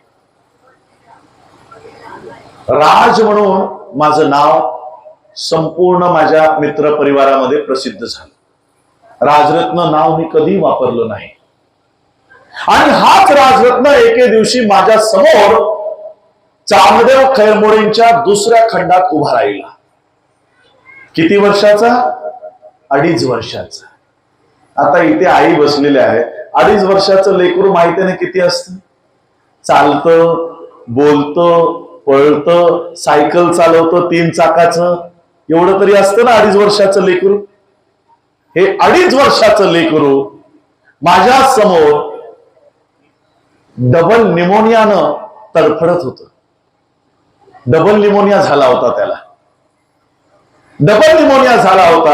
आणि बाबासाहेब म्हणतात की माझ्याकडे आता पैसे आहेत, मी माझ्या मुलाचा उपचार करू शकतो, कोणीतरी हात लावा रे, माझ्या मुलाचा कोणीतरी उपचार करा, पैसे घ्या पण माझ्या मुलाला औषध द्या, माझ्या मुलाचा उपचार करा. पैसे देऊनही एकही डॉक्टर त्या राजरत्नाला हात लावायला तयार नाही. का? अस्पृश्याचं पोर. कोण त्या अस्पृश्याच्या पोराला हात लावलेला आहे, स्वतःचा बर्बाद करून घेईल. ते पोर घरात तडफडत होतं, तापानं फणफणत होतं. किती दिवस त्या मुलाजवळ बसून राहू म्हणून बाबासाहेबांनी त्यांच्या कामाला सुरुवात केली, कोर्टाच्या कामाला सुरुवात केली. आणि एके दिवशी बाबासाहेब कोर्टात गेले असताना या राजरत्नाचा ताप घरी वाढत गेला. माता रमाईंनी बघितलं की राजरत्नाचा ताप वाढत चाललाय. माता रमाईंनी बाबासाहेबांच्या कार्यकर्त्याला बोलावलं आणि सांगितलं, बाबासाहेब जिथे कुठे असतील त्यांना ताबडतोब घरी घेऊन या. हा कार्यकर्ता हायकोर्टात पोहोचला, बाबासाहेबांना निरोप दिला की बाबासाहेब तुम्हाला ताबडतोब बोलवलंय. बाबासाहेबांच्या लक्षात आलं, मी तापानं फणफणत असलेला राजरत्न घरात सोडून आलेलो आहे, नक्कीच त्याच्यासोबत काहीतरी बरं वाईट झालं असेल. बाबासाहेबांनी सगळी कामं सोडली, हायकोर्टाच्या दारातून टांगा केला. बाबासाहेब ज्या चाळीत राहत होते त्या चाळीच्या दाराशी येऊन टांगा थांबला. बाबासाहेब पळत त्यांच्या 10x10च्या त्या खोलीत गेले. त्या राजरत्नाला आपल्या कुशीत उचललं, त्याच्या मुके घेऊ लागले, त्याच्याशी प्रेम करू लागले, त्याच्याशी गप्पा मारू लागले. आणि बोलता बोलता बाबासाहेबांच्या लक्षात आलं, मुलगा तर कधीच मेलाय, हा मुलगा तर कधीच गेलाय. बाबासाहेब ओक्साभोक्षी भिंतीला डोकं आपटून आपटून रडायला लागले. भिंतीला डोकं आपटून आपटून रडायला लागले. जमिनीवर लोळून लोळून रडायला लागले. सगळ्या कार्यकर्त्यांना सुचेना की बाबासाहेबांना शांत कसं करावं, शांत कसं करावं. बाबासाहेबांचा लहानपणचा मित्र मालू पुढे आला. बाबासाहेबांना शांत केलं. शांत केल्यानंतर बाबासाहेबांना सांगितलं की साहेबा आता त्या राजरत्नाच्या शरीरावर अंत्यविधी केला पाहिजे, त्या मुलाचा शेवटचा अधिकार आहे. बापाच्या पैशातनं शेवटचं कापड त्याच्या अंगावर चढवायचंय, ते पैसे मला दे म्हणजे मी त्याचं कापड घेऊन येतो. बाबासाहेबांनी खिशात हात घातला, बाबासाहेबांच्या खिशामध्ये एकही पैसा बाबासाहेबांना लागला नाही. बाबासाहेब पुन्हा ढसाढसा स्वतःच्या परिस्थितीवर रडायला लागले. शेजारी माता रमाई उभ्या होत्या. रमाईंच्या लक्षात आलं या रडण्यामागचं कारण वेगळं आहे. रमाईंनी ओळखलं की बाबासाहेबांच्या खिशात राजरत्नच्या शरीरावर कफन टाकण्यासाठी पण पैसे नाही. माता रमाईंनी अंगावरचं लुगडं, अंगावरची साडी फाडली आणि राजरत्नच्या शरीरावर कफन म्हणून टाकले. हे दोघं पती पत्नी या राजरत्नचं अंत्यविधी करून आले आणि बाबासाहेब राजरत्नच्या आठवणीत म्हणतात की नुकताच चालायला लागला होता, नुकताच बोलायला लागला होता आणि मी त्यावेळेस त्याच्याशी गप्पा मारताना म्हणायचो की तू लढवय्या घराण्याचा वंशज आहेस, तू लढवय्या घराण्यात जन्म घेतलेला आहेस, तुला मोठं झाल्यानंतर खूप मोठे पराक्रम करायचे. माझं उरलेलं काम, माझं उर्वरित राहिलेलं कार्य हे तुला पूर्ण करायचंय, असं बाबासाहेब त्या चिमुकल्या राजरत्नशी गप्पा मारायचे. म्हणजे काय करत होते? बाबासाहेब दुसरी पिढी तयार करत होते की माझं काम जितकं माझ्याकडनं शक्य होईल तेवढं मी करीन, माझं काम जिथे थांबेल तिथून तू पुढे कर, असं बाबासाहेब त्या 2.5 वर्षाच्या राजरत्नाला तयार करत होते. पण नेमकं या ब्राह्मणी व्यवस्थेने त्याचा जीव घेतला. त्याची नैसर्गिक मृत्यू नाहीये, हत्या आहे, हत्या. सांगा, आज जर साधा ताप तुम्हाला आला तर मेडिकल मध्ये जाऊन गोळी घेऊन येता की नाही? लगेच 2 दिवसात बरे होता की नाही? एक छोटीशी गोळी जर त्या राजरत्नाला मिळाली असती तर तो मुलगा मेला असता का? याचा अर्थ त्या मुलाची हत्या या देशातल्या ब्राह्मणी व्यवस्थेने केली, त्या ब्राह्मणी व्यवस्थेने केली. हे सगळं वाचत असताना माझ्या लक्षात आलं, हाच तो मुलगा, याच्याच आठवणीवर माझं नाव राजरत्न पडलंय. आता माझ्या लक्षात आलं, माझ्या वडिलांनी माझ्याकडून बाबासाहेबांच्या विषयावर PhD का करून घेतली?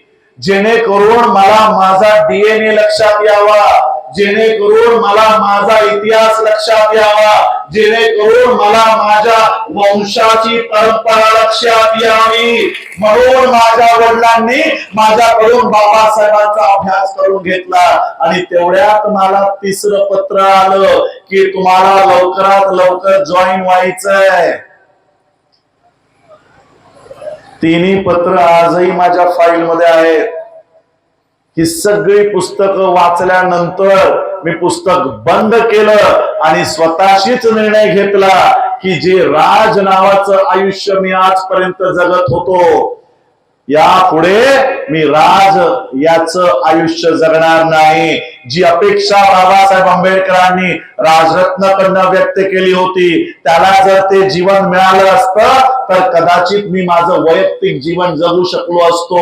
मला बाबासाहेबांचं काम करायची गरज लागली नसती, कारण ते काम राजरत्ननेच स्वतःच्या आयुष्यात पूर्ण केलं असतं. पण त्या मुलाला आयुष्यच मिळालं नाही, त्या मुलाला ते आयुष्य मिळालं नाही. आणि म्हणून जी अपेक्षा बाबासाहेबांनी त्या राजरत्नाकडनं व्यक्त केली होती, ती अपेक्षा मी माझ्या जीवनात पूर्ण करीन आणि त्या दिवसापासून मी राजरत्नाचं जीवन जगू लागलो. आणि बाबासाहेबांनी ज्या समाजाची स्वप्न, ज्या समाजाला 2,500 वर्षाच्या गुलामगिरीतून बाहेर काढलं आणि एक आदर्श समाज बनवायचं जे स्वप्न बाबासाहेबांनी तयार केलेलं आहे, ते स्वप्न, ते संकल्प मला माझ्या जीवनात पूर्ण करायचा, हा निर्णय घेऊन मी आज तुम्हा लोकांमध्ये आलो.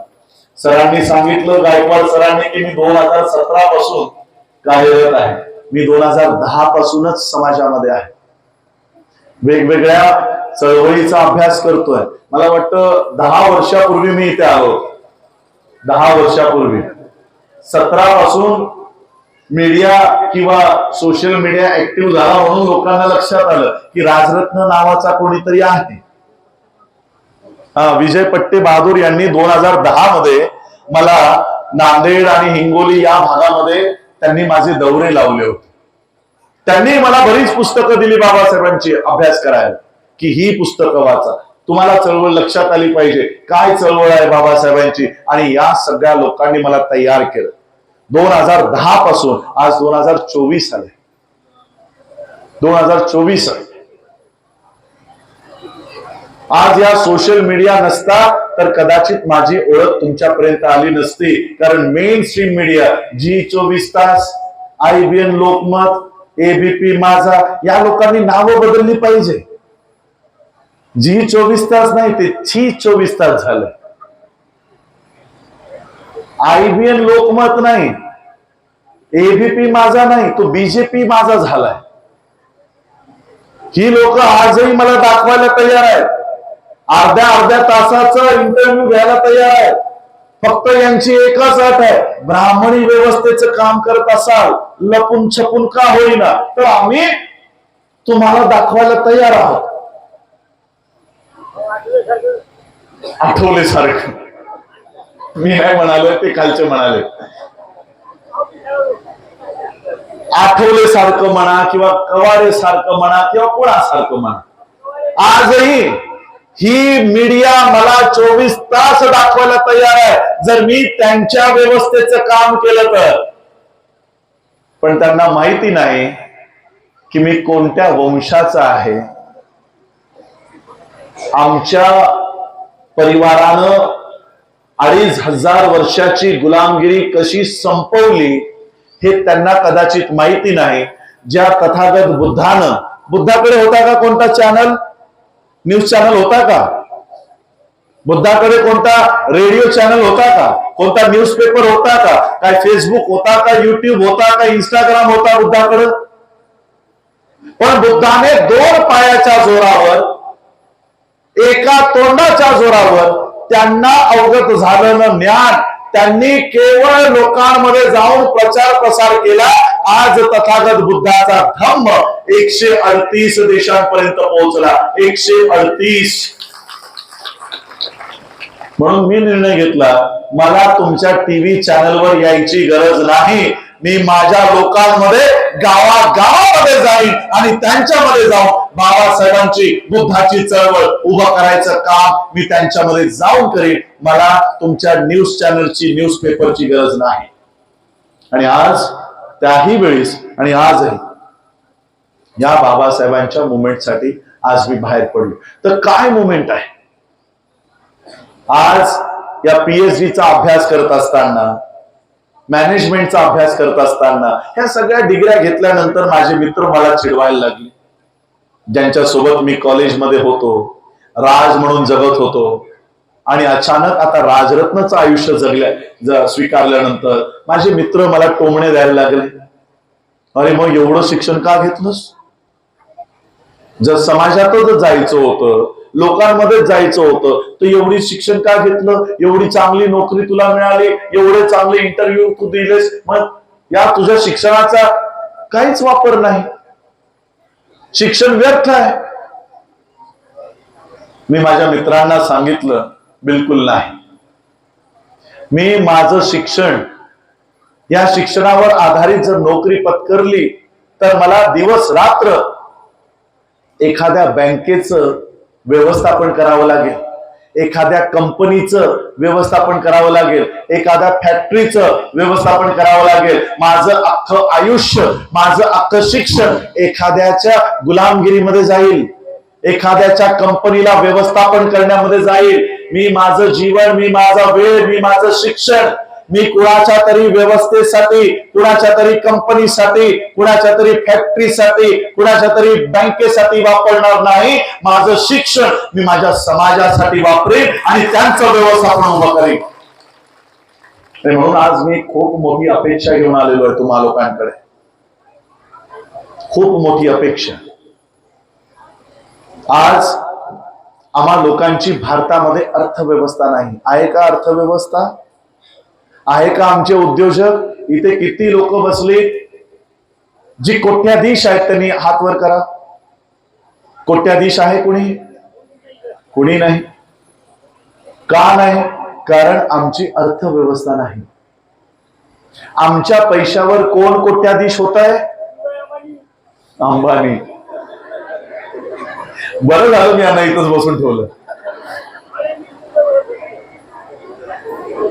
पण त्यांना माहित आहे आमच्या पैशावर कोण मोठं होतंय. पिलेल्या माणसाला माहित आहे पण शुद्धीत असलेल्या माणसाला माहिती नाही. मला कळत नाही नक्की शुद्धीत कोण आहे आणि बेशुद्धीत कोण आहे. नाही बसू द्या, मला काही डिस्टर्ब होत नाहीये. कोण नक्की शुद्धीत आहे आणि कोण नक्की काय म्हणतात त्याला धुंदीत आहे काहीच कळे ना. आमची लोक अख्ख्या देशात अनुसूचित जातीची जवळपास वेगवेगळ्या राज्यांची लोक जर एकत्रित केली तर 22 ते 27% लोक अनुसूचित जातीची आहेत. या देशाची लोकसंख्या किती कॅल्क्युलेट करूनच सांगतो. 140 कोटी. 140 पैकी मी फक्त 25% लोक धरतो. 35 कोटी लोक ही फक्त अनुसूचित जातीची आहे. 35 कोटी लोक जर केवळ 1000 रुपये जरी बँकेत ठेवत असतील तर किती रुपये बँकेत आहेत? 35,000 कोटी. आमच्या, मी शूद्रांचे सांगत नाही, शूद्र हिंदू ओबीसी यांचे सांगत नाही, मी फक्त अनुसूचित जातीची लोक 1000 रुपये जरी बँकेत ठेवत असतील तर 35,000 कोटी आमचे भारताच्या अर्थव्यवस्थेमध्ये आहे. आता 1000 रुपये कुणाचे असतील का बँकेत? कुणाचे 10,000 आहेत, कुणाचे 50,000 आहेत, कुणाचे 1 लाख आहेत, पगारदार लोकांचे 10 लाख रुपये आहेत, व्यवसाय करणाऱ्यांचे कोटी रुपये असतील. मी फक्त कमीत कमी आकडा सांगितलाय, कमीत कमी आमचे 35,000 कोटी रुपये या अर्थव्यवस्थेमध्ये आहे. आता वाशिम जिल्ह्यामध्ये आमची सगळी लोक असतील. काय वाशिम जिल्ह्यामध्ये हे 35,000 कोटी जे आम्ही बँकेत ठेवले, काय एक तरी बँक आमची स्वतःची आहे? एक तरी बँक आमची स्वतःची आहे जी बाबासाहेब आंबेडकरांच्या विचारांवर आहे, जी बाबासाहेबांच्या लोकांना कर्ज देते, जी बाबासाहेबांना मानणाऱ्या लोकांना शैक्षणिक कर्ज देते, उद्योग व्यवसाय करायला कर्ज देते, अशी एक तरी बँक आहे का वाशिम मध्ये? ठीक आहे, वाशिम मध्ये नाही. वाशिम विदर्भामध्ये मोडतं. विदर्भामध्ये आहे का? महाराष्ट्रामध्ये आहे का? भारतामध्ये आहे का? एकही नाही. किती रुपये दिले? 35,000 कोटी. 35,000 कोटी पैकी एकही बँक आमची नाही. मग ही जी बँक ज्याच्यामध्ये आम्ही पैसे ठेवतो ती बँक आम्हाला शैक्षणिक कर्ज देत नाही, उद्योग व्यवसाय करायला कर्ज देत नाही, घर बांधायला कर्ज देत नाही. आत्ताच कोणीतरी गाडीमध्ये माझ्यासोबत होतं, त्यांच्या मुलीला परदेशातल्या युनिव्हर्सिटीमध्ये ऍडमिशन मिळालंय म्हणून ते एसबीआय कडे गेले की आम्हाला शैक्षणिक कर्ज द्या. त्या एसबीआयने सांगितलं देत नाही. आहे का ती व्यक्ती इकडे? आहे. मी खरं सांगतोय, काल्पनिक सांगत नाही. कर्ज एसबीआयने दिलं नाही. किती कर्ज मागितलं होतं? 75 लाख. 75 लाख रुपये मागितले होते. 75 लाख रुपयाचं कर्ज स्टेट बँक ऑफ इंडियाने आमच्या एका मुलीला तिथे ती परदेशात जाऊन शिक्षण घेईल आणि हे कर्ज आहे, फुकट नाही. 3 वर्षानंतर मुलीचं शिक्षण पूर्ण झाल्यानंतर ती मुलगी जिथे कुठेही नोकरीला लागेल तिच्या पगारातनं वसूल केलं जाईल, इंटरेस्ट सकट वसूल केलं जाईल. फुकट मागतोय का आपण? 75 लाखाचे ते 2 कोटी वसूल करतात. घेणार 75 लाख, वसूल किती करतात? 2 कोटी. एवढं देऊनही बँक आम्हाला पैसे द्यायला तयार नाही. मग ही बँक पैसे देते कोणाला? तुमच्याही माहितीसाठी सांगतो, ही बँक SBI जी भारत सरकारची बँक आहे, जिच्यामध्ये आम्हा सगळ्यांचे पैसे आहेत, ही बँक आमचे 35,000 करोड पैकी साधं 75 लाख रुपये दिले नाही. किती रुपये आहेत आमचे? 35,000 कोटी. 1,000 रुपयाप्रमाणे सांगतोय. हा आकडा 1 लाख कोटीच्या वर असेल, पण मी फक्त 35,000 कोटी पकडतोय. त्या 35,000 कोटीतनं किती मागितले? 75 लाख. 1 कोटी पण नाही. ते पण SBI देत नाही. मग ही SBI हे पैसे देते कुणाला? याची संपूर्ण माहिती माझ्याकडे आहे. द हिंदू नावाचा इंग्लिश न्यूजपेपर आहे, त्यांनी 2022 ला एक बातमी छापली की स्टेट बँक ऑफ इंडियाने 12,770 करोड रुपये अडाणीचे माफ केले. दिले नाही, दिलेल्या कर्जापैकी माफ केले. दुसरी 2000, अरे ही आताची नवीन बातमी आली, 31 जानेवारी 2024 ची, कालपर्यंत नव्हती. इकॉनॉमिक टाइम्स अर्थव्यवस्थेचा पेपर आहे, या बातमीने छापलंय 11,000 कोटी परत दिले. सॉरी, दिले नाही, माफ केले. 11,000 कोटी अडाणीच्या गंगा एक्सप्रेस वे प्रोजेक्टचे माफ झाले. 12,770 कोटी गेले. 21,000 कोटी पुन्हा माफ झाले. एकूण 4 वर्षामध्ये अडाणीचे 35,60,000 करोड रुपये SBI ने माफ केले. किती? 35,60,000 करोड. हे फक्त अडाणीचे. अंबानीचे किती माफ केले माहिती नाही, अगरवालचे किती माफ केले माहिती नाही. नीरव मोदी पैसे घेऊन पळाला, हे माहिती आहे ना? नीरव मोदी हा पैसे घेऊन पळाला. मेहुल चोक्सी पैसे घेऊन पळाला. विजय माल्या पैसे घेऊन पळाला. आम्ही आमच्या भाषणात सांगतो मोदी चोर आहे, तर बीजेपीची लोक अंगावर येतात. ते म्हणतात तुमच्या विरोधात पोलीस कंप्लेंट करू. मी बोललो का? म्हणजे तुम्ही आमच्या प्रधानमंत्र्याला चोर म्हणाला. मी म्हणालो अरे बाबा, नीरव मोदी चोर आहे, मी मोदी चोर आहे म्हणजे नीरव मोदी चोर आहे असं म्हणतोय. मी तुमच्या प्रधानमंत्र्याला चोर नाही म्हणालो. तर ते काय म्हणतात, हा जसं आम्हाला माहितच नाही की कोणता मोदी चोर आहे. त्यांनाही खात्री आहे की मी नक्की कोणत्या मोदीला म्हणतोय. आम्ही आजही म्हणतो की मोदी चोर है, नीरव मोदी चोर है. तो पैसे घेऊन पळाला, ऑफिशियली चोर आहे. तर ही सगळी लोक या देशाचा पैसा घेऊन पळत आहेत. अडाणी कोण आहे माहितीये तुम्हाला? अदानी कधी बघितलंय त्याला? जगातला सर्वोत्कृष्ट श्रीमंतांच्या यादीमध्ये 2ऱ्या क्रमांकाचा श्रीमंत. एक साधा प्रश्न स्वतःच्या बुद्धीला विचारा, काय जगातला एवढा मोठा श्रीमंत माणूस स्वतःच्या मिळकतीचा पैसा, स्वतःचा कमावलेला पैसा डॉलर्स मधला, युरोज मधला, पाऊंड्स मधला SBI सारख्या सरकारी बँकेत ठेवत असेल का?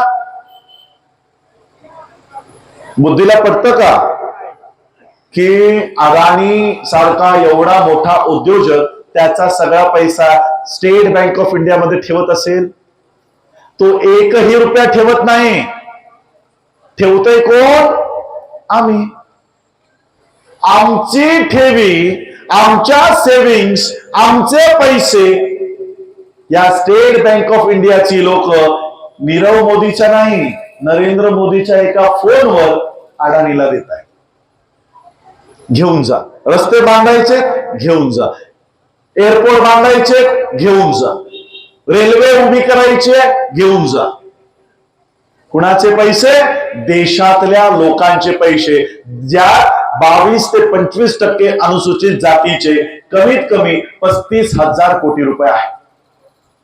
आमच्या पैशावर अडाणीच्या व्यवस्था उभ्या राहत आहेत, अंबानीच्या व्यवस्था उभ्या राहत आहेत. माझं संपूर्ण शिक्षण अर्थव्यवस्थेचं आहे आणि म्हणून मी स्वतः निर्णय घेतला की यापुढं आमचा पैसा या ब्राह्मणी व्यवस्थेकडे जाणार नाही. आम्हाला आमचा पैसा ठेवण्यासाठी स्वतंत्र मंच तयार करावा लागेल. पैसा ठेवण्याच्या मंचाला काय म्हणतात? पैसा ठेवायसाठी काय उभं करावं लागतं? बँक. बँक अशीच उभी राहते का? की नाही आज 4 लोक आली एकत्र, चला आपण बँक खोलू, एक चांगलं गाळा बांधला आणि बँक उभी राहिली, असं आहे का? मल्टी स्टेट क्रेडिट सोसायटीची मान्यता घेण्यासाठी 1 कोटी रुपये फीस द्यावी लागली. 45 लाख रुपये ही केवळ सीए ला द्यावी लागली.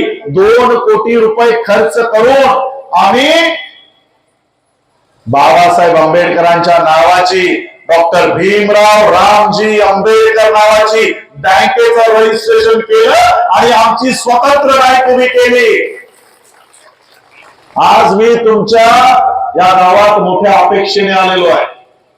मला या वाशिम मध्ये जर ही बँक तुमच्या हाती द्यायची असेल तर मला 4000 लोकांची यादी लागणार आहे. किती? 4000 लोक. 2500 रुपयाचा शेअर घेणारी, 110 रुपये सरकारची फी, 2610 रुपये, त्यातले 2500 रुपये तुमच्या बँकेच्या खात्यात तुमच्या नावावर जाणार आहे. माझ्या पदरात जाणार नाही. माझ्या पदरात जाणार नाही, तुमच्या खात्यात जाणार. पण याने काय होईल माहित आहे? आज जे एसबीआय मध्ये, वेगवेगळ्या बँकेत जो आमचा पैसा आहे, हा सगळा पैसा आम्ही या अर्थव्यवस्थेतून, या ब्राह्मणी व्यवस्थेतून बाहेर काढू आणि हा सगळा पैसा बाबासाहेब आंबेडकरांच्या बँकेमध्ये ठेवू आणि हा पैसा या मुलीसाठी तिला शैक्षणिक कर्ज म्हणून आम्ही उभा करू. येणारी आमची कोणतीही मुलगी अशा पद्धतीने परत जाणार नाही, अशी व्यवस्था, अर्थव्यवस्था उभी करायची. आमचे उद्योजक उभे करायचे. त्यासाठी प्रत्येकाने 2610 रुपयाचा शेअर, आंबेडकर बँकेचा शेअर हा विकत घेऊन ही बँक प्रत्येक जिल्ह्यामध्ये आली पाहिजे, अशा पद्धतीने काम करायचं. मी इथे तुमच्या विरंगुळ्यासाठी आलो नाही, गायनाचा कार्यक्रम नाही. जे मिशन घेऊन आज आम्ही चाललेलो आहे, काय आहे माझं मिशन?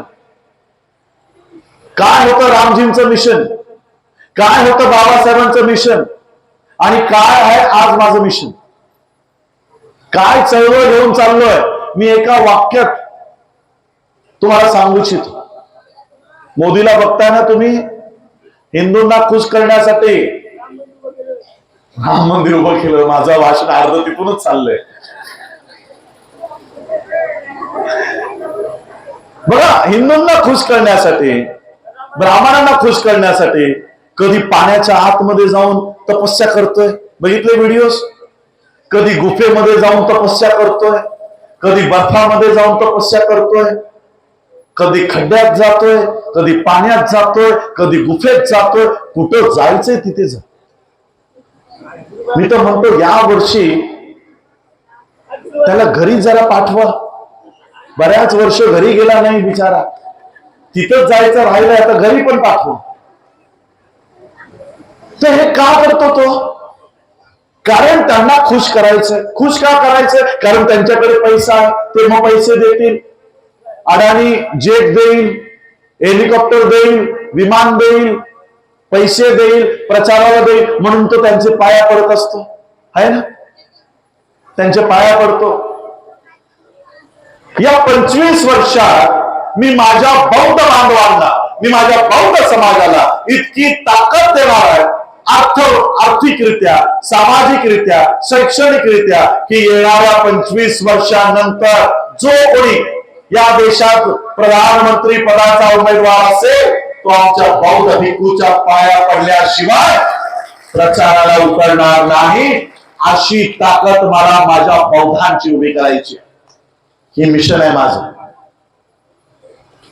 आधी स्वतंत्र बँक उभी करायची आहे.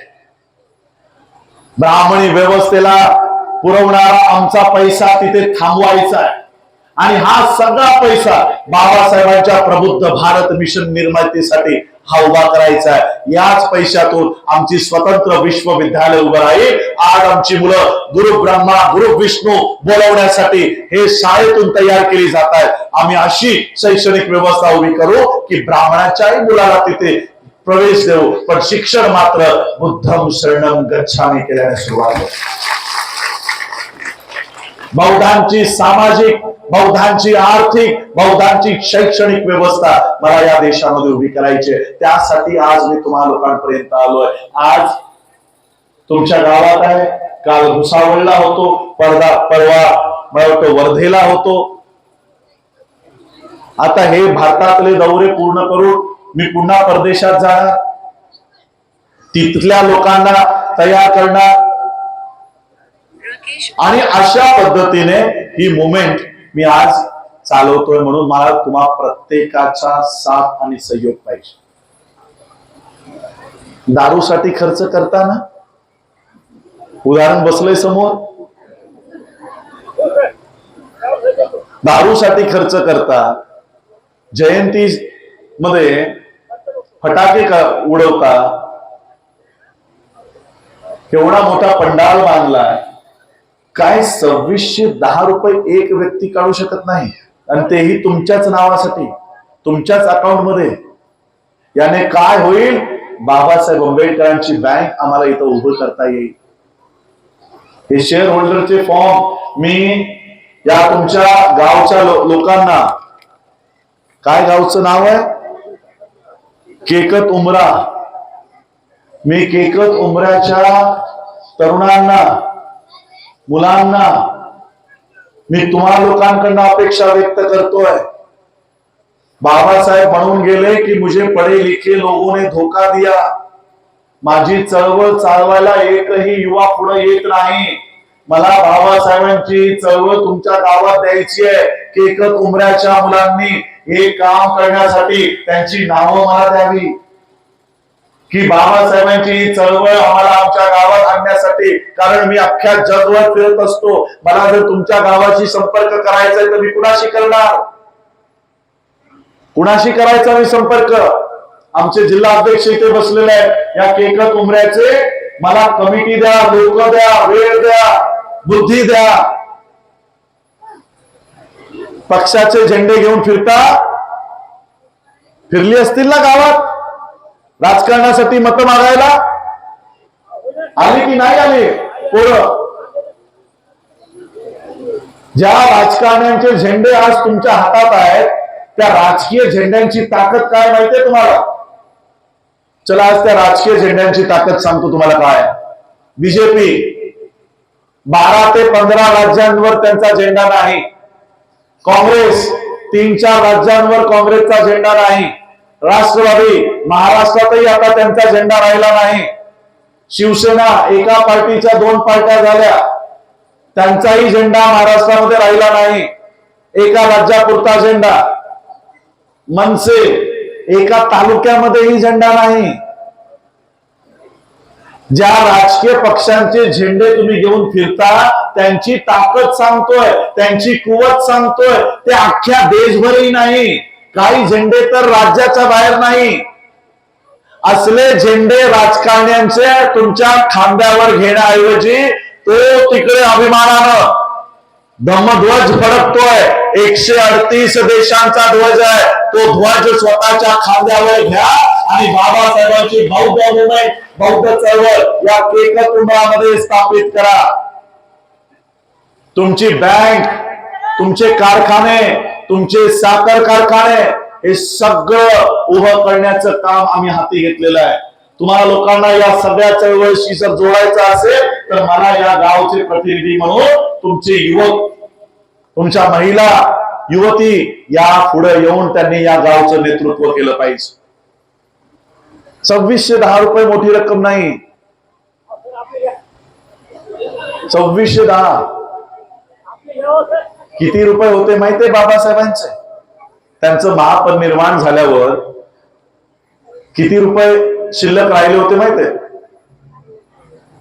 15,000 रुपये 223 आणि 27 पैसे. बाबासाहेबांच्या संपूर्ण जीवनाचा बॅलन्स, बँक बॅलन्स किती होता? 15,223 रुपये. बाबासाहेब 4 खात्यांचे मंत्री राहिले होते, 4 खात्याचे मंत्री. आज साधा कोणी आमदार जरी झाला, आपण बघितलं ना महाराष्ट्राचा तमाशा, 40 आमदार फुटले आणि मग त्यांनी किती खोके घेतले म्हणून जाहीर झालं? 40 खोके, 40 करोड. एक आमदार पूर्ण 5 वर्ष पण पूर्ण केलं नाही, 40 करोड कमवले. बाबासाहेब 4 खात्याचे मंत्री होते, बँकेत पैसा किती? 15,000 रुपये. 4 खात्याचे मंत्री 15,000 रुपये. एक साधा आमदार 40 कोटी कमावतोय. मग बाबासाहेबांची कमाई गेली कुठं? 4 खात्याचे मंत्री असून फक्त 15,000 रुपये खात्यात, पैसे गेले कुठे? आज मी बाबासाहेब आंबेडकरांची संपत्ती तुम्हा लोकांना जाहीर करतो. आज तुम्हा लोकांमध्ये मंचावर, आमच्यामध्ये आज काही लोक डॉक्टर असतील, काही लोक प्रोफेसर असतील, शिक्षक असतील, इंजिनियर असतील, IAS झाले, IPS झाले, जज पदावर गेले, सुप्रीम कोर्टाच्या जज पदावर गेले. ही आहे बाबासाहेबांची खरी संपत्ती. हे कमावलं बाबासाहेब आंबेडकरांनी. मी बाबासाहेब आंबेडकरांच्या प्रॉपर्टीतला हिस्सा मागायला नाही आलोय, या प्रॉपर्टीतला हिस्सा मागायला आलोय. काय 2610 रुपये बाबासाहेबांच्या बँकेसाठी शेअर होल्डर म्हणून तुम्ही भरू शकत नाही. 2610 रुपये हे शेअर होल्डर म्हणून आम्हाला उभं करून अख्ख्या देशामध्ये ही बँक उभी करायची आहे. यापुढं आम्ही आमचा एकही पैसा या ब्राह्मणी व्यवस्थेच्या बँकेला देणार नाही. आम्ही सगळा पैसा हा बाबासाहेबांच्या बँकेमध्ये ठेवू आणि आमची अर्थव्यवस्था उभी करू. याची मान्यता, याचं रजिस्ट्रेशन मिळवलंय, लायसन्स मिळवलेलं आहे. राजकारणामध्ये कालपर्यंत तुमच्या गावामध्ये येऊन लोकांनी नारे दिले असतील, वोट हमारा राज तुम्हारा नहीं चलेगा. हा नारा मी जरा बदललाय. बँकेसाठी आम्ही नारा दिलाय, नोट हमारा और बैंक तुम्हारा, अब से नहीं चलेगा. नोट हमारा है तो बैंक भी हमारी होगी. अशा पद्धतीने ही बँक आम्ही उभी केलेली आहे. या बँकेनंतर साखर कारखान्याचं काम आम्ही हाती घेतोय. इथे किती लोक शेतमजूर म्हणून काम करतात? हात वर करा. बहुतांश लोकांची हात वर झाली. शेतमजूर म्हणून ही पिढी जरी शेतमजूर म्हणून काम करत असेल, यांची मुलं, यांची येणारी पिढी ही शेतमजूर म्हणून नाही, ही फॅक्टरीवर मॅनेजर म्हणून मला बघायची आहे. अशा पद्धतीची ही चळवळ माझी आहे. त्यासाठी प्रत्येकानं साथ द्या आणि सहयोग द्या. तुमचे पैसे लुबाडण्यासाठी आमचा परिवार नाही. तो दुसरा असेल, आठवले, कवाडे अशा वंशावळीतली ती वेगळी लोक आहेत. आंबेडकर परिवारातली लोक तसली नाही. कारण आमच्यात DNA त्या नाग लोकांचा आहे. सुभेदार मेजर रामजीचा आहे, हवलदार मालोजीचा आहे. त्या DNA ची आम्ही लोक आहोत. आम्ही आमचा पैसाच नाही तर आमची मुलंही या समाजासाठी अर्पण केलेली आहे. 4 मुलं बाबासाहेबांची गेली, पण बाबासाहेब घरात बसून राहिले नाही का? की माझी मुलं गेली तरी चालतील, माझ्या समाजाची मुलं मरू नये म्हणून 24 तास बाबासाहेब काम करत होते. आणि एक चांगली योजना घेऊन आम्ही लोकांमध्ये येत आहोत. आणि म्हणून हे काम आपण सगळ्यांनी या कामामध्ये मला साथ द्यावी, सहयोग द्यावं, एवढंच मी आजच्या प्रसंगी तुम्हाला सगळ्यांना सांगतो. शेअर होल्डर्स होण्यासाठी ज्यांच्या हाती मला हे फॉर्म द्यायचे, ही नावं तुम्ही मला आमच्या कमिटीला द्या, म्हणजे त्यांच्याकडे मी ही फॉर्म देईन. प्रत्येक घराचा एक व्यक्ती मला आंबेडकर बँकेचा भागधारक, मालक हा तयार करायचा आहे. प्रत्येक घरातला व्यक्ती हा बाबासाहेबांच्या बँकेचा सदस्य असला पाहिजे, अशी व्यवस्था मला उभी करायची. आणि म्हणून मी जाता जाता फक्त एवढंच सांगेन की आज बाबासाहेब आंबेडकरांचं संविधान ज्या पद्धतीने ही लोक बदलू पाहताय, ज्याच पद्धतीने बाबासाहेबांनी दिलेली लोकशाही ही नष्ट करू पाहताय, आम्हा लोकांना आमची स्वतंत्र व्यवस्था आता उभी करणं गरजेचं आहे. आमची स्वतंत्र अर्थव्यवस्था, आमची स्वतंत्र शैक्षणिक व्यवस्था, आमची स्वतंत्र औद्योगिक व्यवस्था, अशा पद्धतीचं काम आम्ही घेऊन चाललेलो आहे. आमच्या मुलांना येणाऱ्या 10 वर्षात नोकऱ्या मिळणार नाही आहेत. त्या नोकऱ्या आम्हाला 2 ते 3 वर्षात उभ्या करायच्या आहेत. त्या 2-3 वर्षात उभ्या करायचं आहे. एवढंच मी आजच्या प्रसंगी सांगेन. बराच वेळ झालाय. मला वाटतं आचारसंहितेचं काही नियम काही आहे नाहीये मलाही माहिती नाही. जाता जाता फक्त एवढंच सांगेन की बाबासाहेब आंबेडकरांचं संविधान नेमका काय आहे. राजरत्न बद्दल तर मी तुम्हाला सांगितलंच. बाबासाहेब संविधान दिल्यानंतर त्यांच्या दिल्लीच्या अलीपूर रोडच्या बंगल्यावर गेले, आराम खुर्चीत बसले, डोळे बंद केले आणि डोळे बंद केल्यानंतर थोड्या वेळात त्यांच्या डोळ्यातून अश्रू व्हायला लागले. शेजारी नानकचंद रत्तू उभे होते. रत्तूंनी बघितलं की बाबासाहेब रडतायत. आता त्यांना मी कसं उठवू आणि विचारू की बाबासाहेब तुम्ही का रडता. रत्तू बाबासाहेबांच्या पायाजवळ बसले, पाय चेपत चेपत बाबासाहेबांना प्रश्न केला की बाबा साहब आप क्यों रो रहे हो, किस बात का दुख है आपको, तुम्ही का रडता,